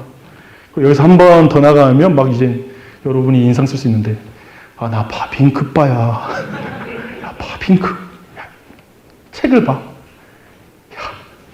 아유, 진짜 한심한 수준 같으냐. 막 이렇게 말할 수 있겠죠. 근데 그것으로 좋아하는 건 문제가 아닌 것 같아요. 저는 우리가 마땅히 존경해야 될 개혁주의 전통과 그리고 목회자들에 대한 그런 부분을 제 안에 전혀 비판하는 게 아니라 형제를 무시하고 소외시키면서 나의 어떤 은혜 받은 통로와 어떤 사람을 고집하는 발언들, 그런 태도들은 성경이 말할 때 문제라고 지적하는 부분이라고 생각합니다. 다만 다시 한번 보십시오. 사실상 이렇게 은혜를 받는 방법과 통로가 된 사람을 고집하는 회중의 성향을 거짓 선생들이 이용하고 있다는 게 지금 여기 교회 전체의 문제이죠. 고린도 교회의 문제이죠. 그러니까 오늘날 사역자들이 이걸 이용할 수가 있죠. 그래서 수매 설교자로서의 어떤 가르침 속에 사람들이 듣기 좋은 말을 통해 명성을 얻게 되고 그 가르침으로 수익 구조를 만들어가는 것. 이것은 지금 고린도 교회에 있는 실질적인 문제이죠. 그렇죠? 그것이 또한 오늘날에 이러한 반복이 없느냐. 그리고 그러한 어떤 목적을 가지고 나아가는 게 우리 안에 은혜 중에 없을 수 있느냐라는 부분에 대한 부분을 제가 지금 같이 짚어보고 싶습니다. 이 성향은 저는 오늘날에도 동일한 원리로 작동하고 있다고 생각합니다. 그래서 그리스도 안에서 일만 스승이 넘쳐나는 시대이죠. 아마도 우리 안에 이 갈등에, 이 주제에 대한 부분에 대한 갈등을 심각하게 해야 되죠. 경계를 가지지 않으면 어느새 내가 그렇게 되어 있을 수도 있겠죠. 조심스럽게 저는 여러분이 좀 내 말을 균형을 좀 잡아줄 것을 기대하면서 제가 이 말씀을 드립니다. 많은 이들이 SNS 스타 목사가 되고 싶어 합니다. 그 안에서 끊임없이 자기의 지식과 어떤 영향력을 자랑하고 싶어하는 마음들이 있습니다. 유튜브에 굉장히 큰 관심이 많이 있습니다.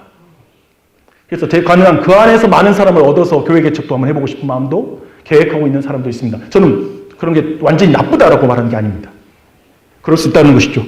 근데 신대호대에 그러면서 신학을 어떻게 우리가 하고 있는가라고 말할 때 우리 모두가 아버지가 되기 위해서 신학을 하고 있는가 아니면 일타 강사가 되기 위해서 우리가 신학을 하고 있는가라는 부분이죠. 저는 여러분 보시면 어떨지 모르겠지만 욕심이 굉장히 많고 그래 보이죠. 완전 그리디해, 그렇죠? 전라도 사투리로 그리디해, 그렇죠? 완전 욕심도 많아 보여. 저는 설교를 진짜 잘하고 싶었어요. 저는 설교에 대한 관심이 굉장히 큽니다. 그런 제게 아주 자부심 넘치는 기억이 있습니다. 부끄럽기도 하고. 제가 3학년 때 설교 연습 수업이 3학년 때 있잖아요. 그때 설교 연습 담당 교수님이 박영선 목사님이셨어요. 수업 방식이 어떻게 진행되냐면 그룹이 이제 여러 개 지어지죠. 한 학기 모두가 이제 설교 발표를 못하니까 그룹별로 한 사람씩 제비뽑기해서 설교하는 거예요. 드디어 제가 속한 조가 이제 그날 설교하는 날이 됐죠. 뽑기를 했어. 제가 뽑혔어요. 그래서 앞에 나가서 설교를 했죠. 설교하고 딱 내려와서 드디어 이제 박영선 목사님의 평가가 있는 시간이죠. 박영선 목사님이 첫 마디가 이런 거예요. 잘하는 설교야. 신대원생으로 이 정도 하면 잘한 거야. 이 목소리 나오죠, 그렇죠? 제가 박영선 목사님 얼마나 존경하죠. 얼마나 박영선 빤지. 그 부분에 목소리까지 흉내내. 잘한 거야. 이렇게 딱 한마디 하시더라고요. 여러분, 여러분 제 말하는데 불만인 분 없죠? 그에 저희 동기들 수업 들을 때 이런 칭찬받는 사람이 한 명도 없었어요. 와, 가문의 영광. 일명 이런 경우를 우리 목회자들 세계에서의 전문 용어로 홈런을 치다 라는 전문 용어가 있습니다. 홈런을 치다라고 표현하죠. 잘 보십시오. 저는 지금도 이때를 생각하면 뿌듯합니다. 지금도 이 자리에 와서 이렇게 어쩌면 말하고 있죠. 일타 설교자에 대한 욕심은 저에게 여전히 영향을 끼칩니다. 좀 더 유명해지고 싶습니다. 여기까지 지금 겸손을 교묘하게 포장하여 내 자랑을 하고 있죠. 그렇죠? 굉장히 정확히 말하면 그렇게 지금 이야기하고 있어요. 알아서 해석하세요. 저는 제가 알아서 심판받으면 되니까. 그런데 교회는 일타 강사가 아니라 아버지가 필요합니다. 교회를 세우는 것은 일타 강사가 아니라 아버지가 필요합니다. 인천로의 교사 강습회 가서 이 말 동일하게 했어요. 여러분, 내가 이렇게 막 재밌게 아니면 그 시간 설교 은혜롭게 하니까 내가 되게 좋아 보이죠. 근데 교회 담임 목사님과 우리 아이들 옆에 서줄 사람은 당신이라고. 그리고 당신이 영적인 부모로서 역할을 해줘야 된다고. 그 아이들에게는 내가 전혀 보이지 않는다고. 그 말을 했어요. 이 사실이 우리의 신학함을 어떻게 바꿀 수 있을까요? 아버지가 돼야 된다. 교회가 필요한 건 아버지지 일타 강사가 아니다 라는 것이 우리에게 어떻게 이 시간, 이 귀중한 3년이라는 시간 동안 신학함을 어떻게 바꿀 수 있을까라는 질문을 하고 싶습니다. 저는 신학을 정보로 대하지 않는 것에 키가 있다고 생각합니다. 신학을 정보로 대하지 않는 것. 우리가 아는 것처럼 오늘날 신학과 교회의 가르침의 가장 큰 위험, 어쩌면 우리 개혁주의가 어쩌면 그 지적인 부분에 너무나 개발되어 있고 그리고 개혁주의 안에 들어와야 공부하는 모든 사람들은 그 지적인 희열을 알고 있기 때문에 그 희열을 알고 있는 사람으로서 우리가 가장 위험에 노출되어 있다는 생각도 듭니다. 지식으로서 기독교 신앙과 그리고 신학을 접근할 때 결국 제가 보니까 일타 강사에 대한 열망을 놓지 못합니다. 이 부분에 대한 경향성을 계속 갖게 됩니다. 그래서 사실은 되게 지적인 설교에 회중들이 열광도 해주거든요. 그러니까 이 부분이 손이 짝이 맞는 이야기예요. 되게 지적인 걸 좋아해요. 젊은 사람일수록. 합리주의적으로 가지고 있는 생각을 가질수록 되게 좋아해요. 맞아요. 개혁주의 신앙은 굉장한 장점이 있어요. 제가 해보니까 그렇더라고요. 굉장히. 목회자의 세계라는 것도 비슷해요. 제가 대형교회에서 2년 정도 사역한 적이 있었는데 더는 못하겠더라고요. 2년 이상은. 그 교회가 누군지는 어디인지는 알아보려고 하지 마시고요. 한 사역자가 이렇게 딱 은혜롭게 이제 대예배 때 한 번씩 부교육자가 설교하고 나잖아요. 근데 교육실에 저는 다른 교육자들의 분위기 읽는 거 그런 걸 되게 좋아해요. 딱 보는데 누구 목사 홈런 쳤어? 이야, 홈런 쳤어. 홈런. 근데 약간 씁쓸해 보여. 그리고 그 안에 있는 어떤 그 설교를 잘하고 회중들에게 인정받는 거에 대한 어떤 그 큰 교회 교육자들 안에 있는 어떤 묘한 경쟁 심리와 그리고 막 그런 것들을 막 키재기를 자랑하는 게 모르겠어요. 제가 그때 되게 교만했는데 건방지게도 되게 유치하게 보였어요. 뭐하나 교회에서 그런 생각을 가져본 적이 있습니다. 지금은 그렇게 생각 안 해요? 내가 그렇게 되고 싶으니까? 그러니까 우리가 어떤 의미냐면 설교가 우리의 능력과 정체성이 되는 직업군이에요. 어떤 의미의 직업이라고 말한다면 우리는 설교 자체가 나에 대한 평가고 나에 대한 정체성과 관련이 있는 거야. 그때는 지나치게 되면 내 정체성인 거예요. 우리는 그것에 노출되어 있습니다. 그런데 기억하십시오. 우리는 일만 스승이 아니라 스승은 많다는 것이죠. 그리고 가질 수 있죠. 그렇죠? 근데 아버지는 하나입니다. 아버지는 하나입니다. 회중에게. 그 부분을 잊지 마십시오. 이제 그런 의미에서 이 사실 앞에 여러분이 응답할 차례이죠. 복음으로 교회를 세우는 아버지로 변화되는 신학을 이제 해야 되겠죠. 사도는 아버지로서 고린도 교회를 낳았다고 말하면서 이렇게 말해요. 그러므로 내가 너희에게 권하노니 너희는 나를, 이 부분 난 중요하다고 생각해요. 본받는 자가 되라 라고 말하죠. 저는 신학함이 여기에 지금 있다라고 생각하는 것이죠. 그 뭐냐면 단지 지식을 전달하는 자가 아니라 그 자신이 그 지식으로 말미암아 변화되어 그리스도를 닮아가는 자리에 이르는 것. 그 지식 안에 성경 안에서 그리스도를 만날 뿐만 아니라 그리고 그 그리스도 안에서 내 자신이 그리스도를 닮아가는 것으로서의 신학함에 대한 부분을 강조하고 싶습니다. 저는 이런 맥락에서 제발 자료 모으는 신학을 하지 마십시오. 난 진짜 그 부분이, 그러니까 제 개인적으로 필기를 너무 잘하는 사람을 경계해요. 그 서기관이라고 불리는 일에서 내가 많은 유익을 받았지만 막 쳐! 계속 쳐! 막 쳐! 또 쳐! 막 쳐! 네. 그만 쳐! 여러분. 제가 생각하는 건 뭐였냐면, 그 당시에도 항상 나는 학문함과 신학함에 대한 고민을 좀 많이, 그때부터, 신학 때도 많이 생각했던 것 같아요. 뭐냐면, 이게 도대체 무슨 의미인가? 라는 부분을 자꾸 생각하는 거. 이야기를 들으면서 지금 막 전체 구조를 생각하면서 이 부분이 어디 위치에 있는지를 한번 구조적으로 한번 만들어보고 어디에다 끼워 넣는 지식인지를 생각해보는 것. 그러니까 제가 보는 건 뭐냐면 신학적 사고였어요. 그러니까 신학적 사고를 키우는 방식으로 신학을 해야 되는데 되게 지식적이고 정보적으로 신학을 접근한 사람이 되게 많은 거예요. 그러니까 그렇게 나타나는 현상은 뭐냐면 본문을 갖다 놨을 때 그 본문 안에서 어떤 신학적 이슈가 있는지를 발견을 못하는 거예요. 그러니까 의외로 우리가 깜짝 놀라는 게 뭐예요? 신대원 3학년 때 설교 연습 시간에 이 본문에서 이 정도밖에 설교를 못하는가에 대한 깊은 회의가 우리에게 있죠. 분위기가 안 그래? 그렇죠. 어떻게 여기서 이 정도밖에 이 생각을 못해? 여기 안에는 지금 엄청난 핵심의 어떤 신학적 이슈와 또 그리스도 중심적 설교의 포인트들이 있는데 그거 다 놓치고 어떻게 이 부분만 이렇게 이야기할 수 있어라는 당혹스러움이 있죠. 근데 제가 볼 때 설교 연습 시간에 3년 동안 설교한 그 사역했던 모든 신학적 사고가 드러난다고 저는 보는 거예요. 그 사고의 연습. 그래서 자꾸 이러면 주의책이라든지 아니면 이것도 달려가기 전에 내가 본문만 놓고 그 본문 안에 구조를 나누고 본문 안에서 내가 전체적인 어떤 의미들을 해석해 나가고 그래야 안에서 궁금한 걸 주의책을 이제 찾아보는 과정.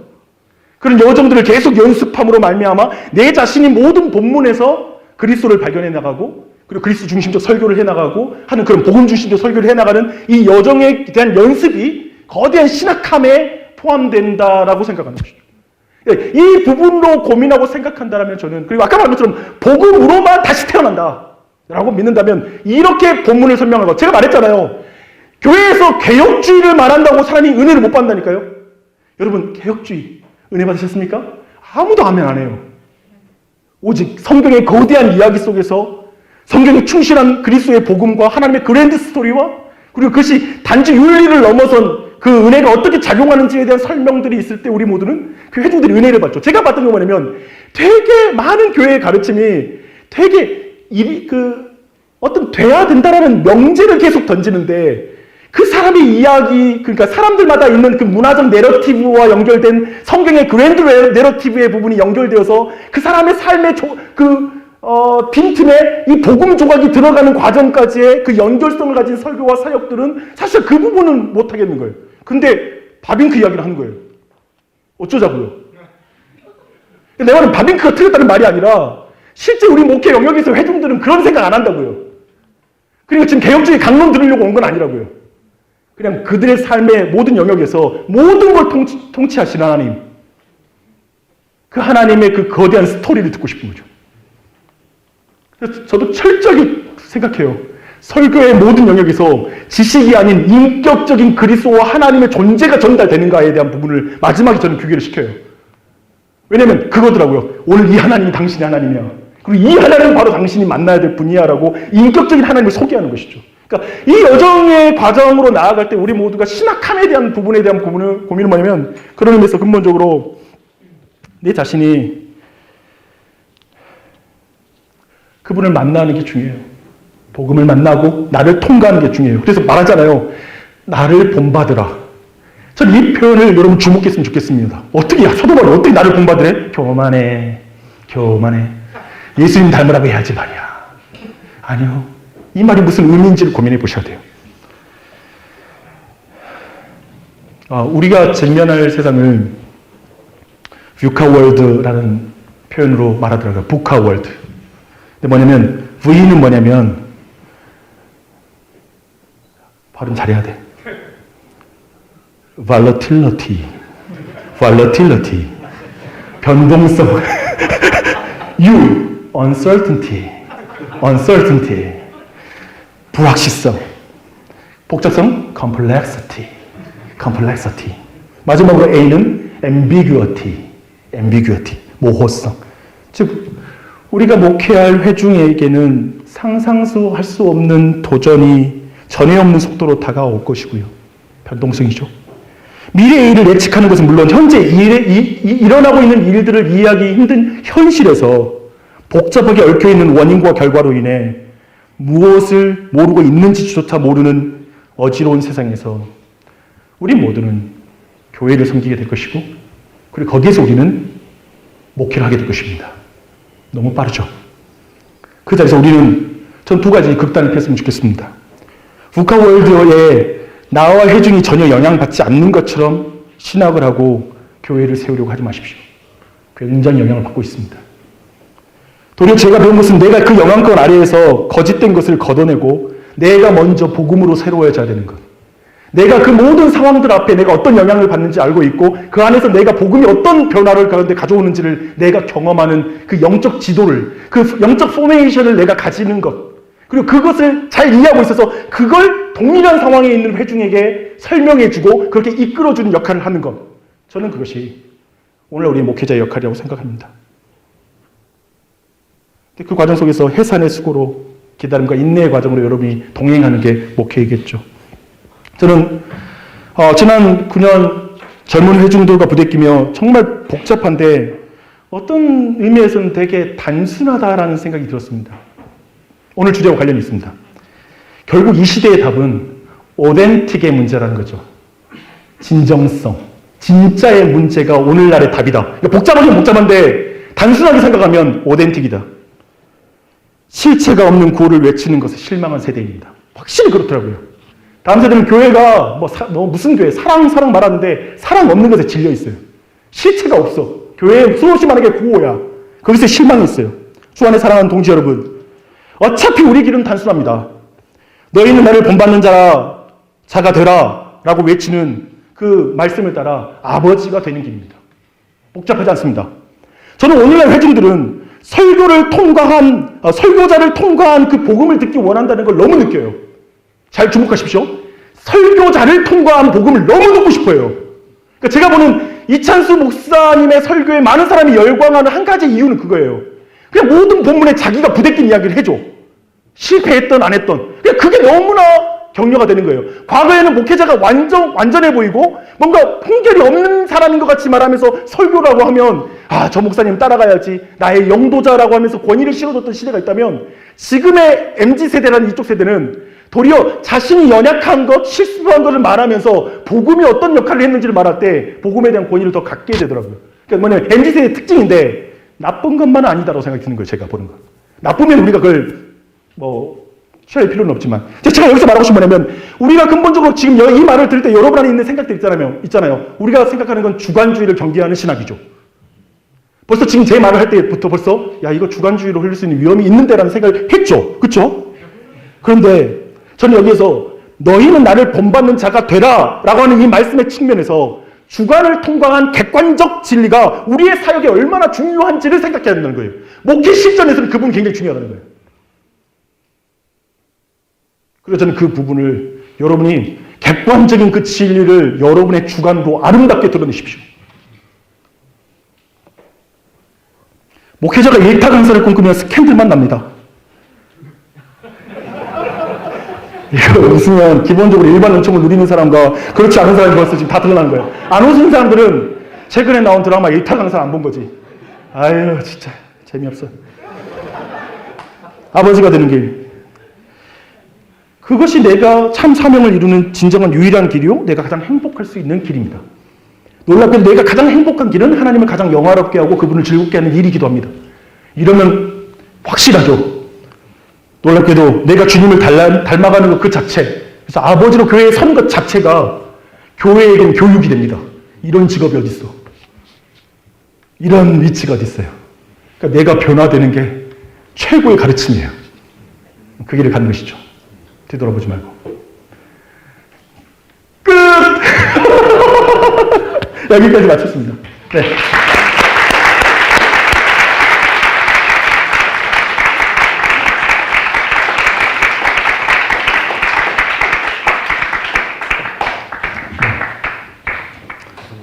네, 무선 마이크로.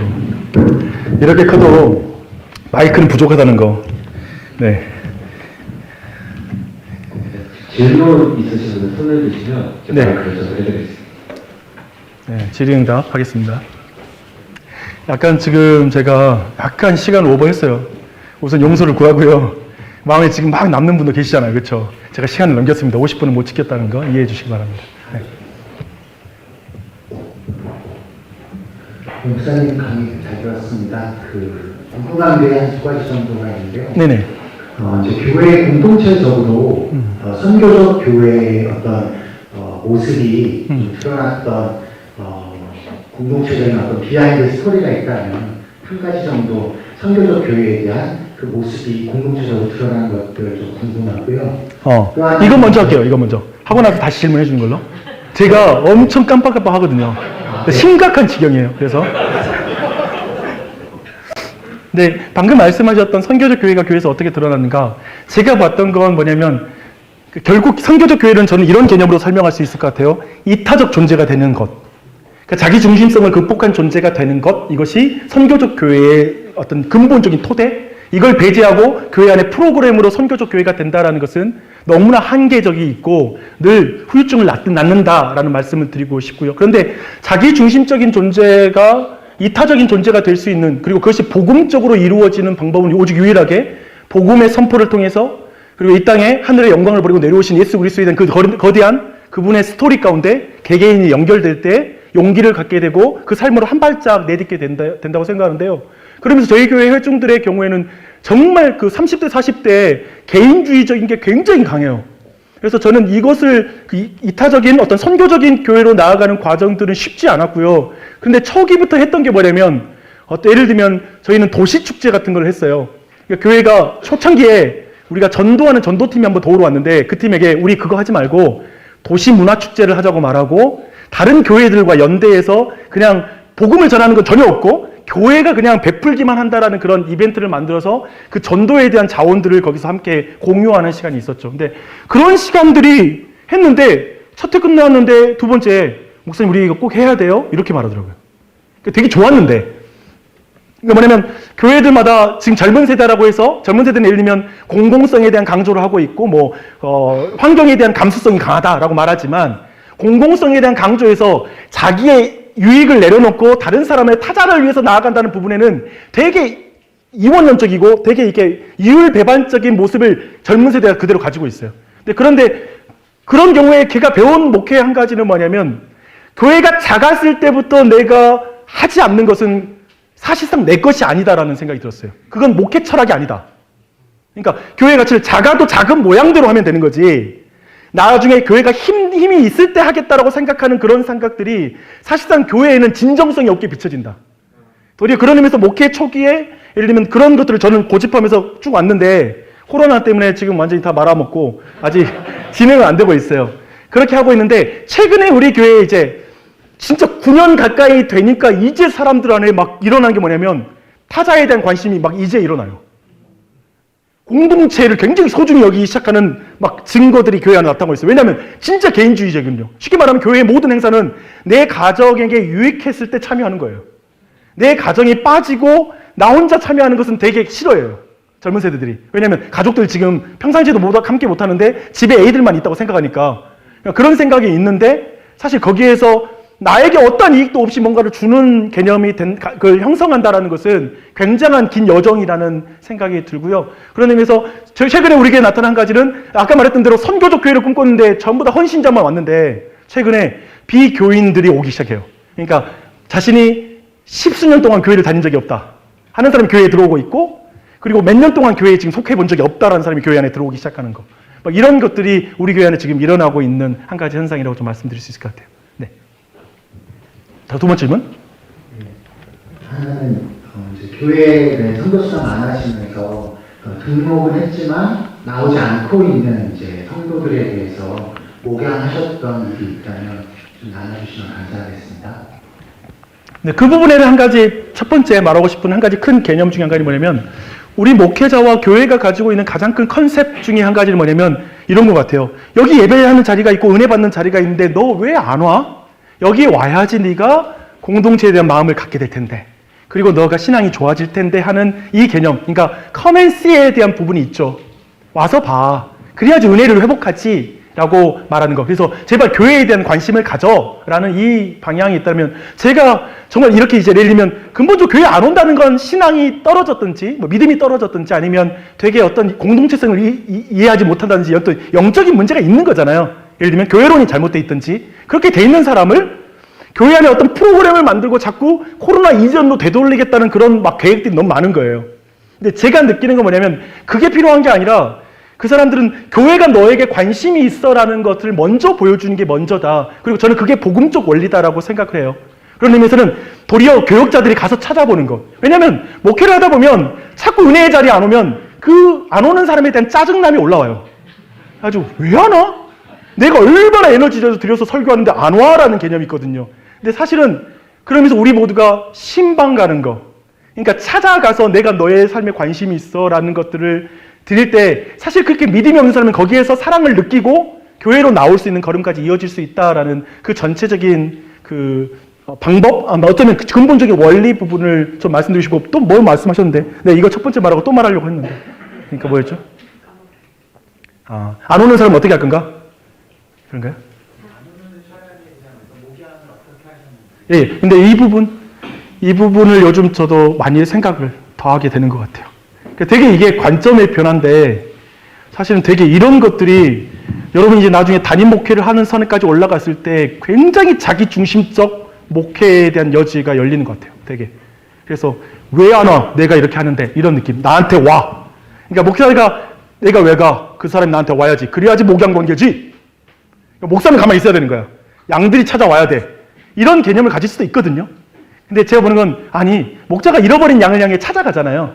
그러니까 근본적으로 그런 어떠한 복음적 원리가 우리 목회 여지에서 목회의 지혜라든지 특정한 상황에서는 그럴 필요가 있거든요. 굉장히 건방지고 뭔가 있을 때 교육적으로 찾아올 때까지 기다려야 되는 상황을 예외로 두는 거 빼놓고는 근본적으로 찾아가는 부분들을 신경 쓰면서 좀 전체적인 회복이 일어나고, 또 한 가지만 말하고 싶은 건 뭐냐면, 저희 교회가 코로나 상황에서 거의 영향 없이 다 회복이 됐는데, 제가 보았던 뭐냐면 우리의 설교 사역과 많은 거 안에서 공동체에 대한 성경적인 내용들을 깊이 풀어내는 부분이, 저희 교회는 그런 설교가 있을 때 사람들의 출석률이 바뀌었던 것 같아요.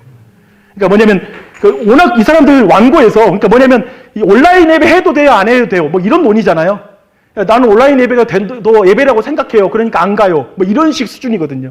근데 성경이 말하고 있는 공동체와 이번 설교, 아버지됨에 대한 설교도 근본적으로 인터넷 안에서 수많은 일만 스승이 있지만, 아버지됨의 궁극적으로 우리 안에 성화에 있어 핵심이다라는 것들을 설교 안에서 깊이 풀어낼 때, 그리고 그것에 동의할 때 회중들이 그 이해 안에서 교회 안에 더 모이는. 그래서 저는 개인적으로 자꾸 부교육자들한테, 저희 동기도 그런 고민이 있는데 뭐냐면, 담임 목사님이 자꾸 어떻게 떨어진 30%를 어떻게 교회에 불러 모을지에 대한 계획을 하라는 거야. 근데 찬찬히 들어보면 뭐냐면, 담임 목사님 설교부터 바뀌어야 될 것 같아요. 그러니까 뭐냐면 근본적인 관심이 되게 프로그램적이더라는 거죠. 무슨 프로그램 해가지고 사람들이 얘 가야 되겠다라는 마음으로 오게 만들자, 이런 것인데, 저는 좀 그런 부분에 대해서는 도리어 젊은 세대는 저는 보니까 광고 죽었다 깨도 광고와도 안 와요. 진짜 안 움직여. 도리어 근데 이 사람들, 그래서 저는 확신하는 거예요. 성경의 권위만이 저 사람들의 마음을 움직이게 한다 라고 저는 믿습니다. 네. 또 다른 질문 있으시면 손 들어주시면 다시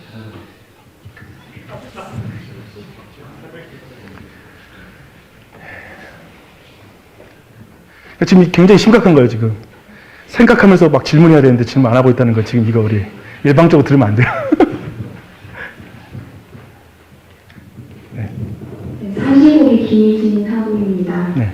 저는 평소에 교회를 생각할 때 어느 누구든지 교회에 와서 자신의 죄를 고백하고, 또 그것을 교회에 품어줄 수 있고, 함께 울어주고, 모두가 함께 죄를 고백하면서 또 기도하고, 우리가 함께 가고 있다고 말씀을 나누고, 이런 게 이제 저희 이상된 교회의 공동체라고 생각하는데, 사실 저는 이상이라고는 생각하지 않는데, 이것을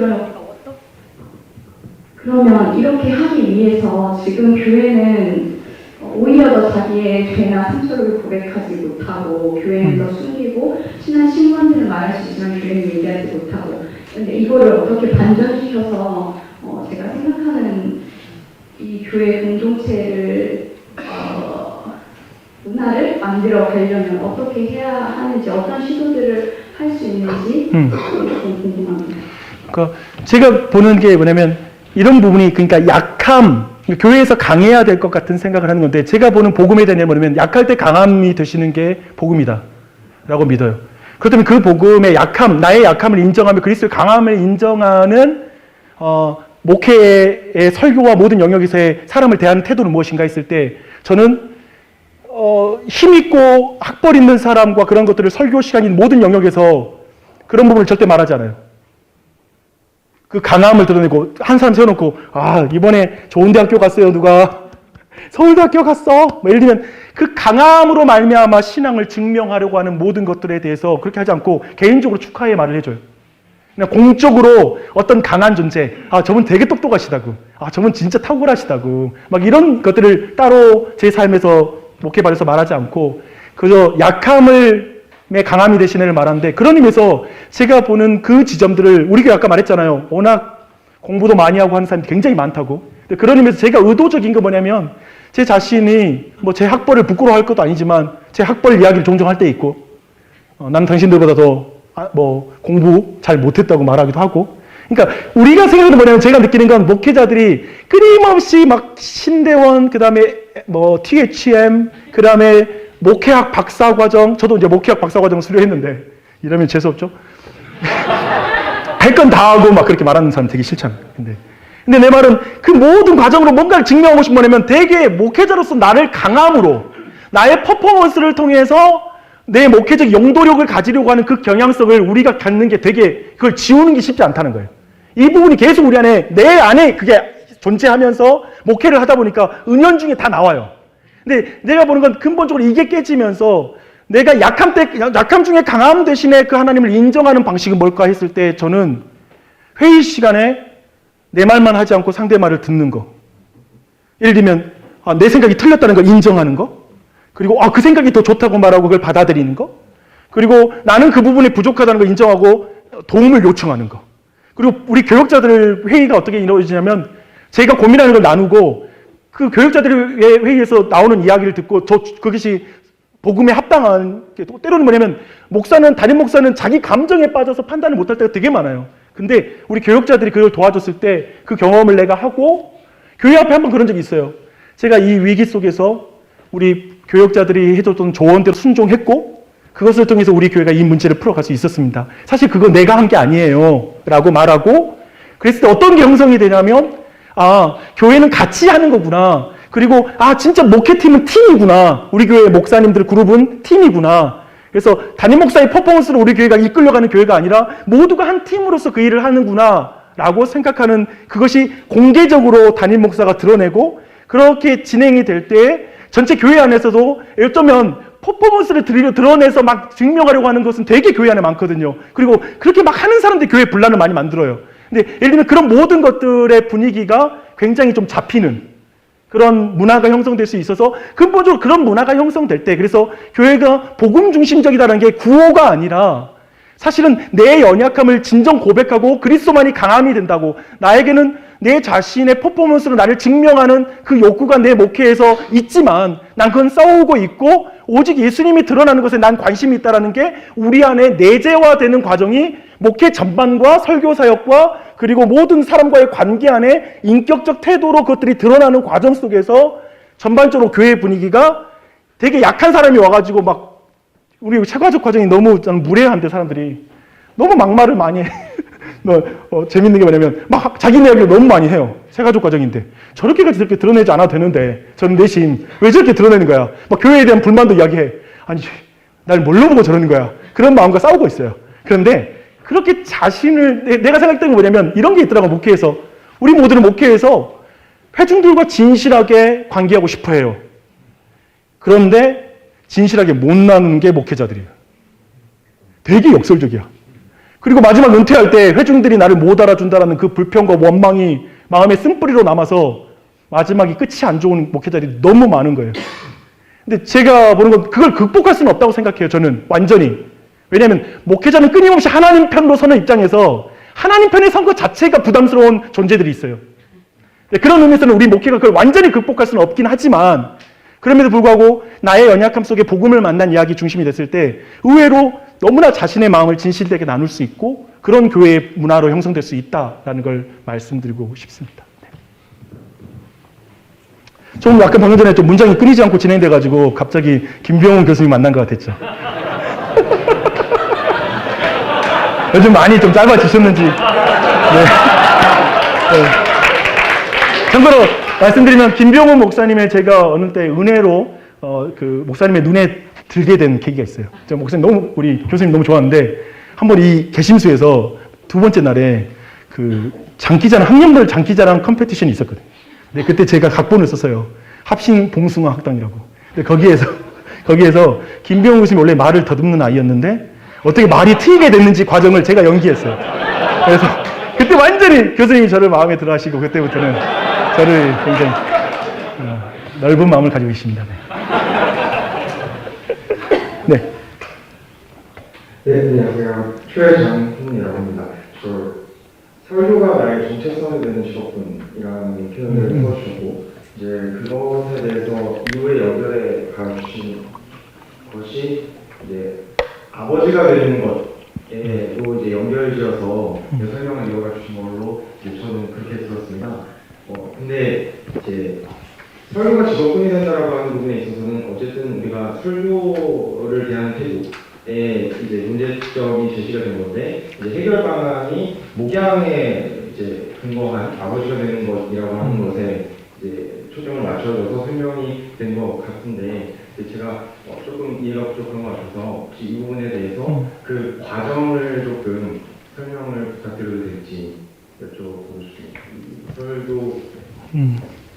그러니까 우리 모두는 설교 사역을 바르게 해야 되고 그리고 설교자로서 계속해서 자신의 역량을 키워 나가야 된다는 걸 다 동의하죠, 그렇죠? 저도 100% 동의하고 있고 그것을 위해서 신학적 준비를 지금 해나가는 과정들에 대한 열망까지 우리는 모두가 동의를 하고 있죠.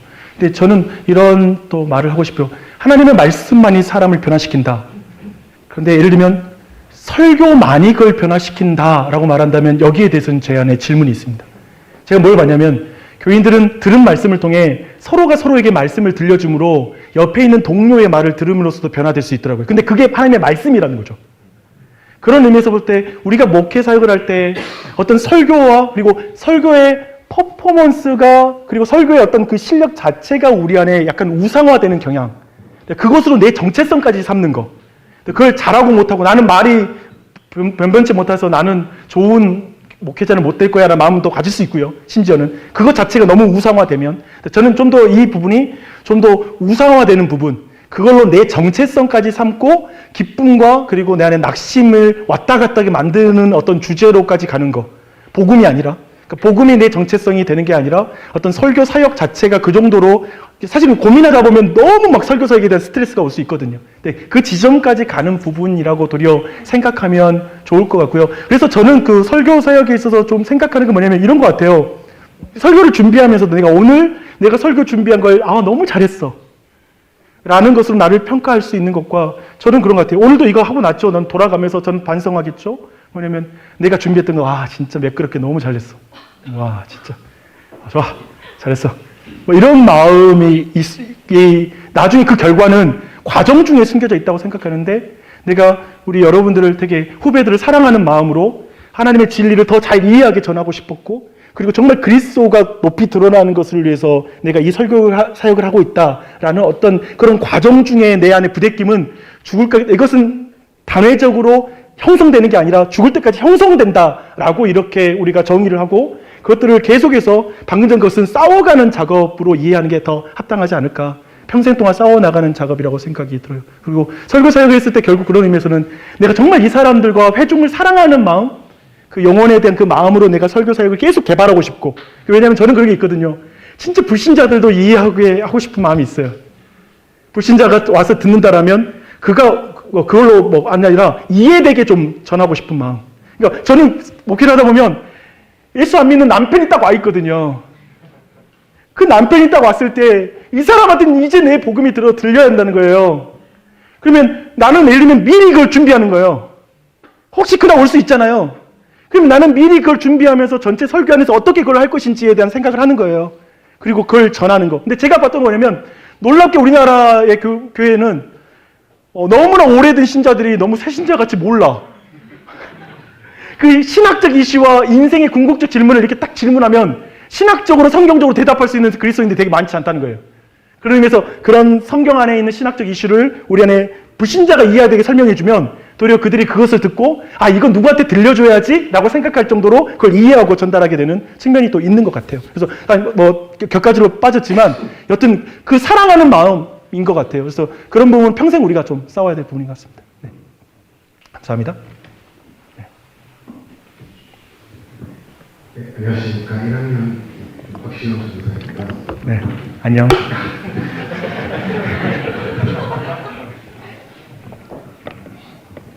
네. 네, 저기, 뭐? 네, 잘 나와요. 네. 네, 잘 나오네.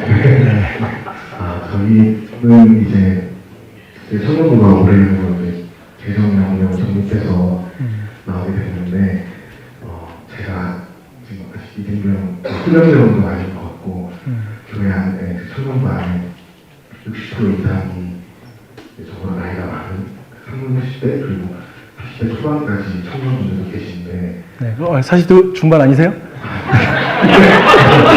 네, 미안해요. 네, 그래도 막 이런 막 본능이 막 있어. 농담하는 본능. 네. 그래서 미안합니다. 네. 위험한. 저도 이렇게 교회 안에서 지내면서 많은 고민이 있고 오늘 말씀 주신 것 중에 아버지가 배달하는 말에 정말 마음에 대해서 공감을 하는데 현실적으로 제가 어떻게 많은 네. 그 성도들에게 아버지가 될 수 있을지 이렇게 말하면 안 되죠. 그래서 내가 네 아버지야 그러면 안 돼요.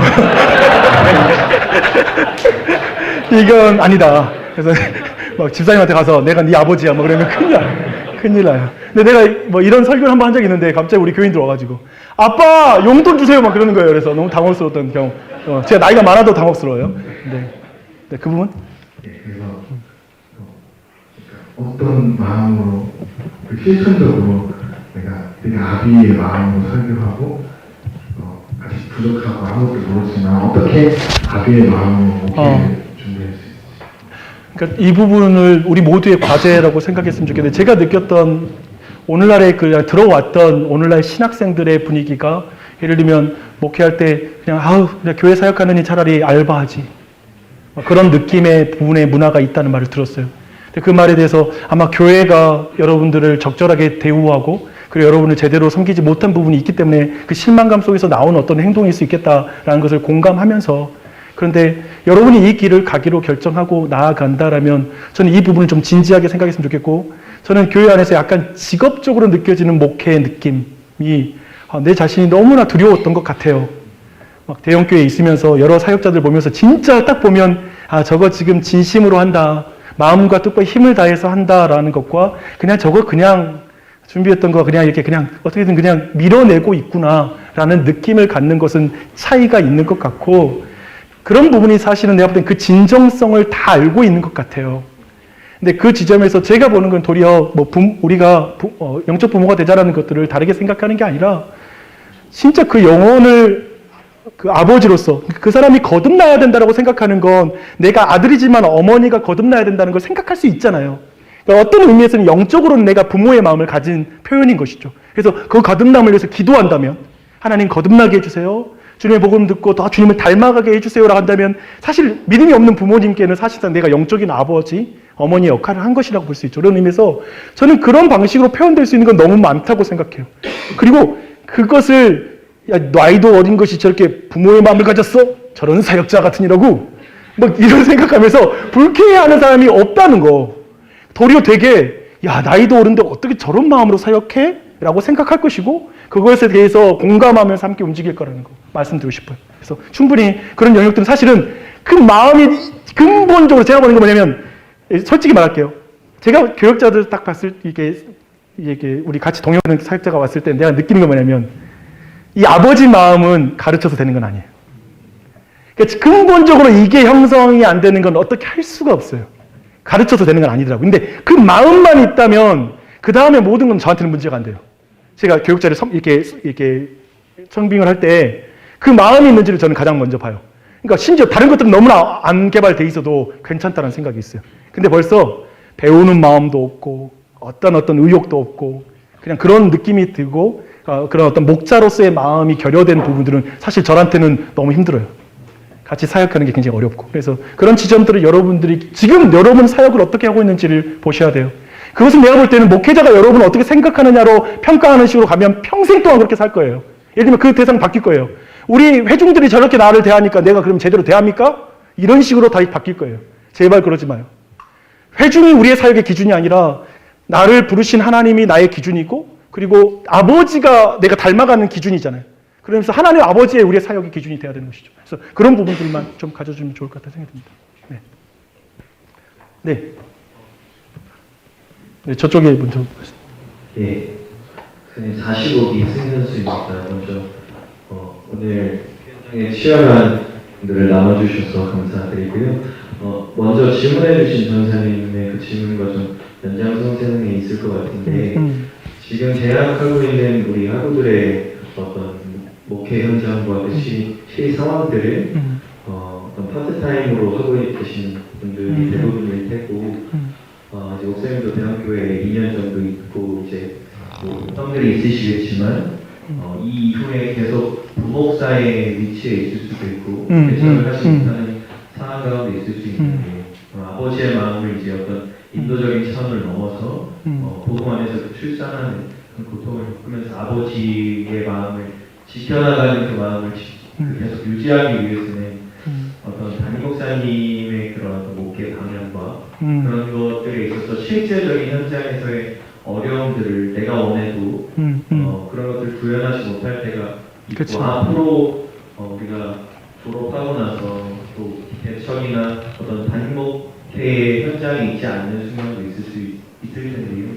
그런 제한들 속에서는 우리가 어떻게 복음 안에서의 아버지의 마음을 구체적으로 유지하고 또 잘 누려갈 수 있을지에 대한 질문입니다. 그러니까 제가 들으면서 말씀드리면서 우리 실제 어려움이니까.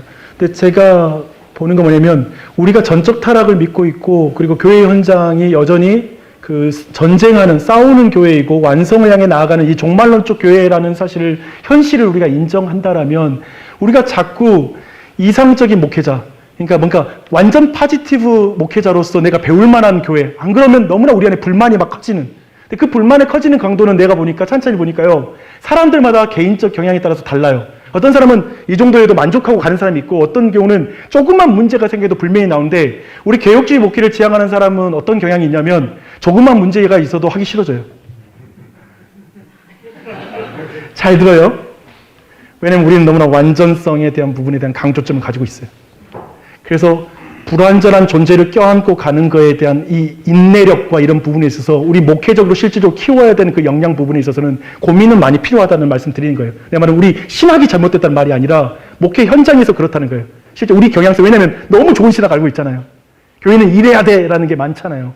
그런 부분인데 우선 그런 의미에서 우리가 목회자를 볼 때 우선 여러분이 목회자에서 가지고 있고 지금 자신이 속한 교회에 대한 평가 내리면서 난 이 교회에서 할 맛이 나라는 말과 할 맛이 안 나라는 표현으로 여러분의 사역을 규정하고 있는 부분에 대해서는 각기 좀 반성하고 돌아보고 다시 점검하는데 제가 보는 건 종말론적이고 그리고 우리 안에 죄성을 인정하는 불완전성을 인정한다면 저는 그 죄성의 그 상황 속에서 끊임없이 내 자신이 복음적 갱신을 해나가는 과정 속에 그런 모든 현실 속에서 내가 하나님을 기준으로 아까 말한 것처럼 하나님의 기준으로 내 자신의 목회를 그 영역에서 하나님의 섭리를 믿고 있고 하나님의 인도하심을 믿고 있다면 그 영역에서 최선을 다해서 반응하는 것이 맞다라고 생각합니다.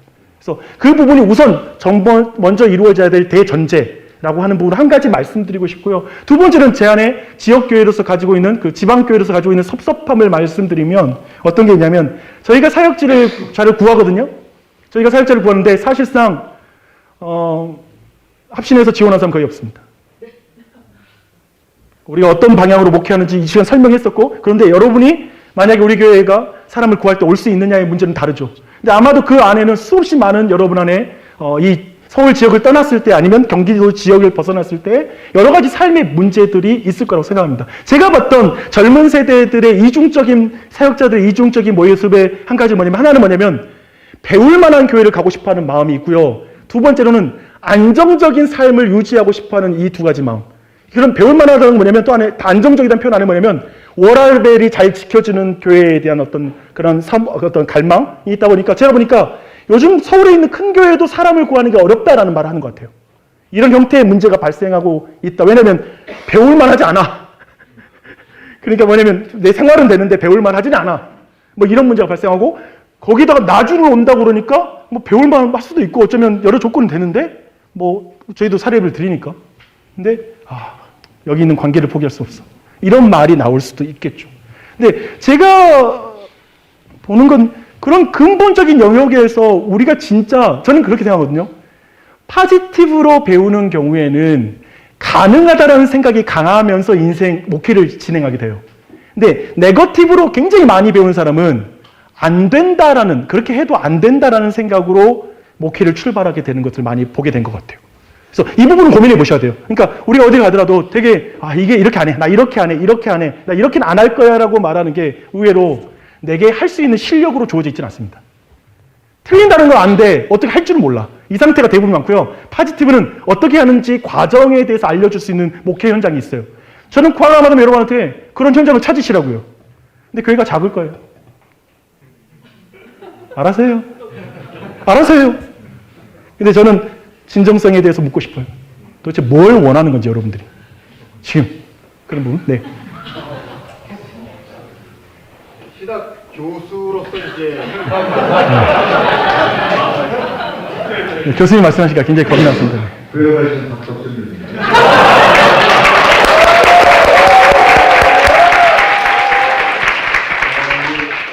그전에 저도 이제 부교육자로 20년 전 생각했었고, 그리고 이제 교수로 이제 지내면서 교단 교회 아니면 이제 일반적인 지역 교회에 대해서 이제 갖는 여러 가지 생각들이 좀 있더라고요. 근데 이제 아까 말씀하신 부분들과 좀 관련이 있기도 하고, 현실적인 문제도 있는데, 어떤 거냐면, 그러니까 교회가 학생들을 선발해서 능력 있는 사람을 쓰고자 하는지, 아니면 교회가 일꾼들을 길러내서 신학교에 보내고자 하는지, 거기에 따라 사실은 그 교회 사역자의 수급도 특히 파스타임이라면 결정이 될 것 같고, 처우 문제도 이들을 사역자를 훈련하면서 학기나 이제 생활비를 보조할 것이냐, 아니면 이들의 퍼포먼스에 합당한 아니면 적당한 사례를 주고 쓸 것이냐, 그런 개념에 따라서 조금 많이 차이가 날 거거든요. 그래서 그 문제에 대해서는 무슨 어떤 고민이 되시는 아니면 계획이 있으신지 알고 싶습니다. 제가 이런 부분을 말한다면 퍼포먼스와 상관없이 우리가 가진 답은 어쩌면 저도 그렇게 하는데 뭐냐면 그 사람을 우리 교회가 한 사역자의 생활로서 모든 걸 책임지면서 학비를 대주는 게 맞다라는 최고의 답이 있다라는 생각이 드는데 예를 들면 목회 현장에서 제가 하고 있는 사역지를 말씀드리면 저희는 제가 있고요. 그 다음에 전임 사역자 2명이 있고 파트 사역자가 있는 거예요. 근데 교회 전체 예산을 봤을 때 회중들은 목회자의 사례비로 너무 많이 나가는 거에 대한 부담을 갖는 거예요. 그 상태에서 저는 어떻게 결정했냐면 이번에 전임, 준전임, 파트가 있는 상황에서 준전임을 전임으로 옮겼어요. 그렇게 함으로 발생하는 문제는 뭐냐면 제가 사례비를 높일 수 있는 기회를 놓친 거죠. 좀 요구할 수 있는 것 안 하고 그냥 교회의 유익과 그런 차원에서 그래도 우리 교역자 왔는데 전임으로 올려서 좀 더 생활을 보호해 주자라는 마음으로 갔는데 항상 교회 안에 있는 실질적인 버짓의 문제가 있는 것 같아요. 그리고 아까 말했던 그 인식, 교인들이 가지고 있는 목회자의 사례비에 대한 인식 자체를 특히 우리 같은 경우에 기존에 그냥 인생의 과장, 부장, 처장 막 이렇게 사장까지 경험한 어르신들이 많은 교회에서 전체 안에 생활비를 보는 관점과 직원 단위와 자신이 그냥 해봤자 부장, 기껏해야 그 정도 위치에서 교역자 사례비와 생활을 보는 이제 자기 집 마련한 수준, 그런 수준 안에서 인생을 보는 관점이 너무 다른 거예요. 그러니까 즉 그 교회가 가지고 있는 어떤 목회자에 대한 생활에 대한 어떤 인식들이 신학적 교육도 필요하지만 그냥 현실적인 경험에 있는 그런 지식 안에서도 되게 제한적이라는 느낌 받으면서 실제 근데 내가 이끌어갈 땐 그 상황에서 이거 먼저 채우고 나는 가야 되는. 근데 사실 여기서 우리가 알다시피 목사님이 뭐 몇 배로 가져갔는데 우리는 쥐꼬리만하게 주는 게 그게 불만이잖아요. 근데 그럴 수도 있는데 교회 현실의 그 버짓 안에서 그런 것들을 해나가는 실질적인 문제는 있는 것 같아요. 그래서 그 안에서 조금씩 늘리려고 최선을 다했던 것들을 가지고 있긴 한데 결국 이 부분에 대한 이슈들을 목회자들 그리고 교회 안에서부터 벌써 그런 생각 안 가지고 있으니까 담임 목사부터 그렇게 예를 들면 교육자는 정말 생활 안 되게 해놓고 자기 생활만 너무나 충분하게 할 수도 있으니까 그런 문제들은 항상 우리가 분명하게 짚고 가야 될 부분이 되는 것 같고 근데 실제 목회 현장은 그렇게 재정 여력이 없는 상황 그런 영역 속에서 그냥 거기서 몸부림치고 있다라는 지점 또한도 좀 염두에 두는 차원이 더 필요한 것 같습니다. 근데 제가 그냥 교육자들 안에서 뭐냐면 제가 그런 말을 해요. 많이 주지 못해서 미안하다. 충분히 주지 못해서 미안하다. 근데 다 아는 게 뭐냐면 저랑 예를 들면 전임 교육자랑 사례비 사이가 제가 얘가 넷인데 거기는 얘가 둘인데 예를 들면 저랑 사례비 차이가 40만 원밖에 안 나요. 뭐 애들 수당 정도 차이가 나는 거죠. 근데 내가 어떻게 가는지 알아요. 근데 그런 것은 있긴 한데 예를 들면 그것은 뭐 그런 이야기이고 한데 그런 부분이 현실적으로 교회가 존재하는 것들도 말씀드리고 싶습니다. 마지막 질문. 네. 안녕하십니까. 저는 47기의 김태환이라고 합니다. 1학년이시죠? 예, 1학년입니다. 네. 예. 안녕. 저희 그냥 이 목회적인 부분은 가정적인 부분에 좀 여쭤보고 있는데 사실 그 하나님께 부르심 받고 신학교를 가고 교회를 개척하고 하는 부분에서 개인이 부르심도 있지만 그 가정과 자녀의 부르심도 좀 충분히 있다고 생각합니다. 그런 관점에서 봤을 때에 큰 소리 하죠. 관점에서 봤을 때 그 개척 교회에서 지금까지 가시기까지 사모님과 자녀분들의 교회 안에서의 역할이 어떠한 위치에서 했었는지 좀 궁금하고요. 그리고 그러한 가정 안에서의 교회에 대한 예수 그리스도의 복음의 그 증인으로서의 유시됨을 위하여서 가정 안에서는 또 목사님께서 어떠한 역할을 하고 계신지 그래서 질문이 있습니다. 너무 그게 파괴적 질문이에요. 우선 한 가지를 제가 좀 약간 제 생각이니까 여러분 염두에도 좀 들어주세요. 저는 이 개념에 대해서는 동의하지 않아요. 뭐냐면 이건 내 아빠로서 이 나 목사의 부르심이지 우리 가족이 무슨 죄야. 그래서 아버지와 아이들의 어떤 그런 영적 여정, 이 사명을 수행하는데 아내와의 여정을 분리시켜서 자기는 하고 싶은 거 해. 나는 그냥 목사할게. 라고 생각하면서 아내의 역할을 완전히 분리시켜서 생각하고 하는 거에 대해서 저는 부정적이에요. 그러니까 이것을 여러분들이 그냥 여러분 자신의 개념을 유지하셔도 되고요. 하지만 제가 그런 생각을 갖고 있는 건 뭐냐면 제가 볼 때 그게 섭리의 교리를 인정하지 않는 것이라고 저는 봐요. 내가 아버지야, 목사야. 그렇다면 당연히 내 가정이 그 영향에서 유익도 얻고 또 어려움도 같이 경험할 것이라고 생각하고 우리가 생각하는 그런 연속성, 즉 가정 단위의 공동체성의 단절로 사모와 그리고 아이들을 규정하는 것의 세계관이 아니라 우리는 공동체적 개념으로 우리 가정을 생각해야 된다라는 측면에서 저는 사모의 역할과 이런 그것들을 목사와 분리시키는 개념에 대해서 동의하지 않아요.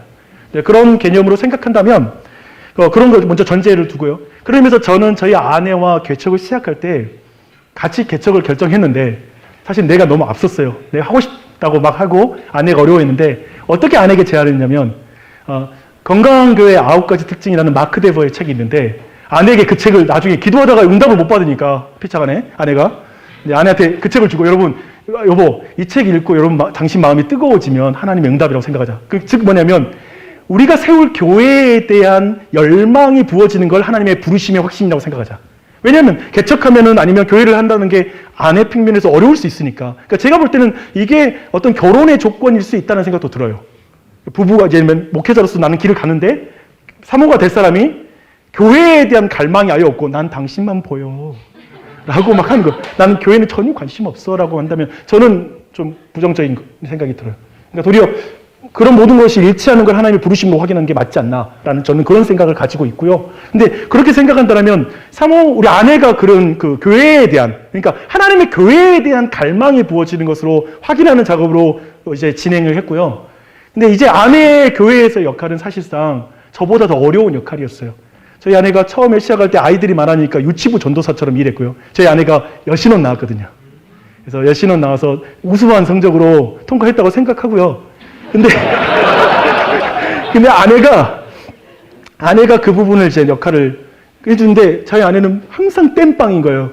자기가 유치부를 세워놓고 나면 사역자가 오면 그 사람한테 주고 이제 없는 사역에 들어가서 그 역할을 하고 계속 이런 식으로 저희 아내는 저를 도와줘서 정말 아내가 해준 역할은 저한테 어마어마했다라는 부분에 대해서 말씀드리고 싶고 그런 측면에서 사모들은 엄청난 어려움이 있어요. 뭐냐면 자기 정체성에 대한 부분. 나 뭐야? 왜냐면 사역 세워놓고 나간다 해서 사모님을 존중해주고 이렇게 세워주는 교회가 많지 않거든요. 그러면서 사모로서는 내가 누구야? 나는 뭐야? 라는 마음을 계속 갖게 되고 예를 들면 저는 직분자들이 생긴 이후부터 아내랑 회의하는 걸 조심하거든요. 그러니까 이제까지 개척했던 아내랑 모든 걸 논의했다가 어느 순간 아내는 내가 교회에 대한 논의를 하지 않는 걸 경험하게 되는 거예요. 그랬을 때 아내로서는 뭐냐면 굉장히 내가 이렇게 이 소식을 내가 이렇게 알아야 돼? 내가 광고로 이 소식 알아야 돼? 뭐 이런 마음이 들기 시작하죠. 그러니까 여기 안에 배려와 어떤 것들은 굉장히 필요한데 저는 엄청 못하는 사람. 그런 걸 진짜 못해서 아내가 상처를 많이 받은 그런 경우고요. 근데 그런 측면에서 우리 아내의 역할은 그렇게 늘 모습을 바꿔가면서 근데 아내가 어떻게 됐냐면 그 부분을 자기가 하나님 앞에서 영적인 성숙함 가운데 그걸 극복했어요. 그러니까 제가 보는 사모들의 여러 가지 극복법이 있는데 아예 상관하지 않고 극복하는 케이스. 그리고 사모들 중에 케이스는 또 뭐가 있냐면 자기 역할이 막 이제 회복되면 신나는 케이스 또 있고요. 그러니까 뭔가 일을 해야 되는 거지. 근데 제가 보는 좋은 케이스는 뭐냐면 결국 말씀과 신학 안에서 예배 안에서 회복되는 구조를 가진 사모가 의외로 없다라는 것이 그러니까 의외로 이게 쉽지 않아요. 그러니까 뭐냐면 그 말씀과 그 복음 안에서 자기의 갱신을 경험하는 경우인데 저희 아내는 예를 들면 이 세 번째 경우였죠. 그래서 너무나 나는 럭키한 아니면 은혜의 럭키란 말씀 안 되지. 너무 은혜를 받은 남편이기도 하죠. 그런 측면에서 이 사모가 어떻게 갱신될 것인가에 대한 부분에 대한 우리의 고민. 그러니까 복음에 대한 정확한 어떤 내용들 가운데 말씀 안에서 회복되는 여정이 있다라고 기도하는 거. 왜냐하면 이건 남편의 영향력이 거의 존재하지 않는 영역입니다. 본인이 말씀 만나야지 남편이 말씀 봐 그러면 뒤진다. 이 말씀 드리고 싶고 그게 아니더라고요. 그냥 그분이 은혜를 받으셔야 돼요. 다 기다리셔야 돼요. 이 부분 말씀드리고 싶고요. 마지막 세 번째가 가정이 교회가 되기 위해서 네. 가정이 그래서 남편의 역할. 네. 참고로 말씀드리면 저희 집의 남편의 역할, 우리 아내가 지금 홈스쿨링 하거든요. 얘가 넷인데 다 해. 우리 아내 정말 욕심 많고 대단해요. 막 열심히 하는데 우리 아내가 너무 잘해. 나로 하여금 손댈 여력이 없게 만들어. 근데 사실은 제가 우리 가족 갈아놓고 했어요. 목회를 해왔고 굉장히 그거에 대한 내 안에 안식월이 작년에도 있긴 했는데 굉장한 고민이 있어요. 그리고 이 부분에 대한 내 안에 변화가 필요한 부분이 왜냐하면 교회가 되게 손이 많은 규모라서 되게 그랬었는데 저는 이 부분에 있어서의 강조는 정말 강조해도 부족함이 없다라는 측면을 말하고 싶어요. 근데 여러분도 고민이 많으실 때 워라벨에 대한 부분이 엄청나게 여러분은 강할 텐데 제가 보는 거 뭐냐면 또 워라벨 하다가 사역도 안 되겠더라고요. 그런 마음이 목사한테는 있어요. 담임 목사는. 근데 어떤 측면이 뭐냐면 성숙으로 풀어갈 문제인가 아니면 시간만 조정해주면 가능한 문제인가. 사실 이 문제는 시간 조정은 끝났고 각자마다 성적인 역량, 그러니까 사모가 예를 들면 역량이 아예 안 되면 아무리 배려해줘도 너무 힘들어하는 거야. 뭐 어디까지? 라는 문제가 발생할 수 있다는 거죠. 그래서 여러분 생각할 때는 워라벨을 요구하는 그 교회를 막 무조건 원할 것이지만 해주면 계속 불만이 넘칠 것이다. 왜냐면 한이 없을 거예요. 그러니까 내 말은 그 지점은 결국 성숙도의 문제도 있다는 거예요. 그래서 그런 부분과 함께 전체 부분을 고민해 보시면 좋을 것 같습니다. 예, 끝이네요. 네, 감사합니다.